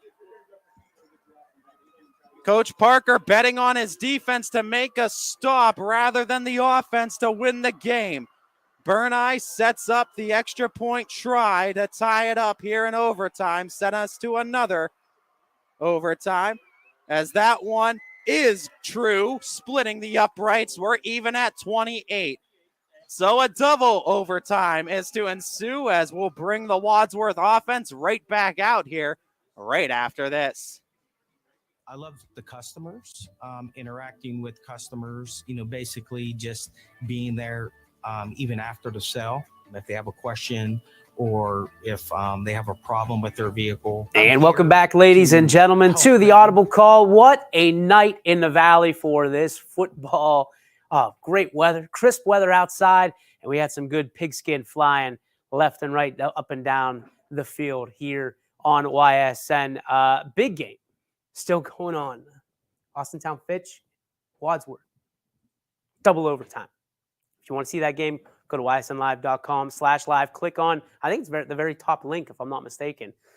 Click on that as we transition from this Audible Call brought to you by WRS Wealth Advisors to the Joe Dickey Electric Scoreboard Show that'll start approximately 10:05.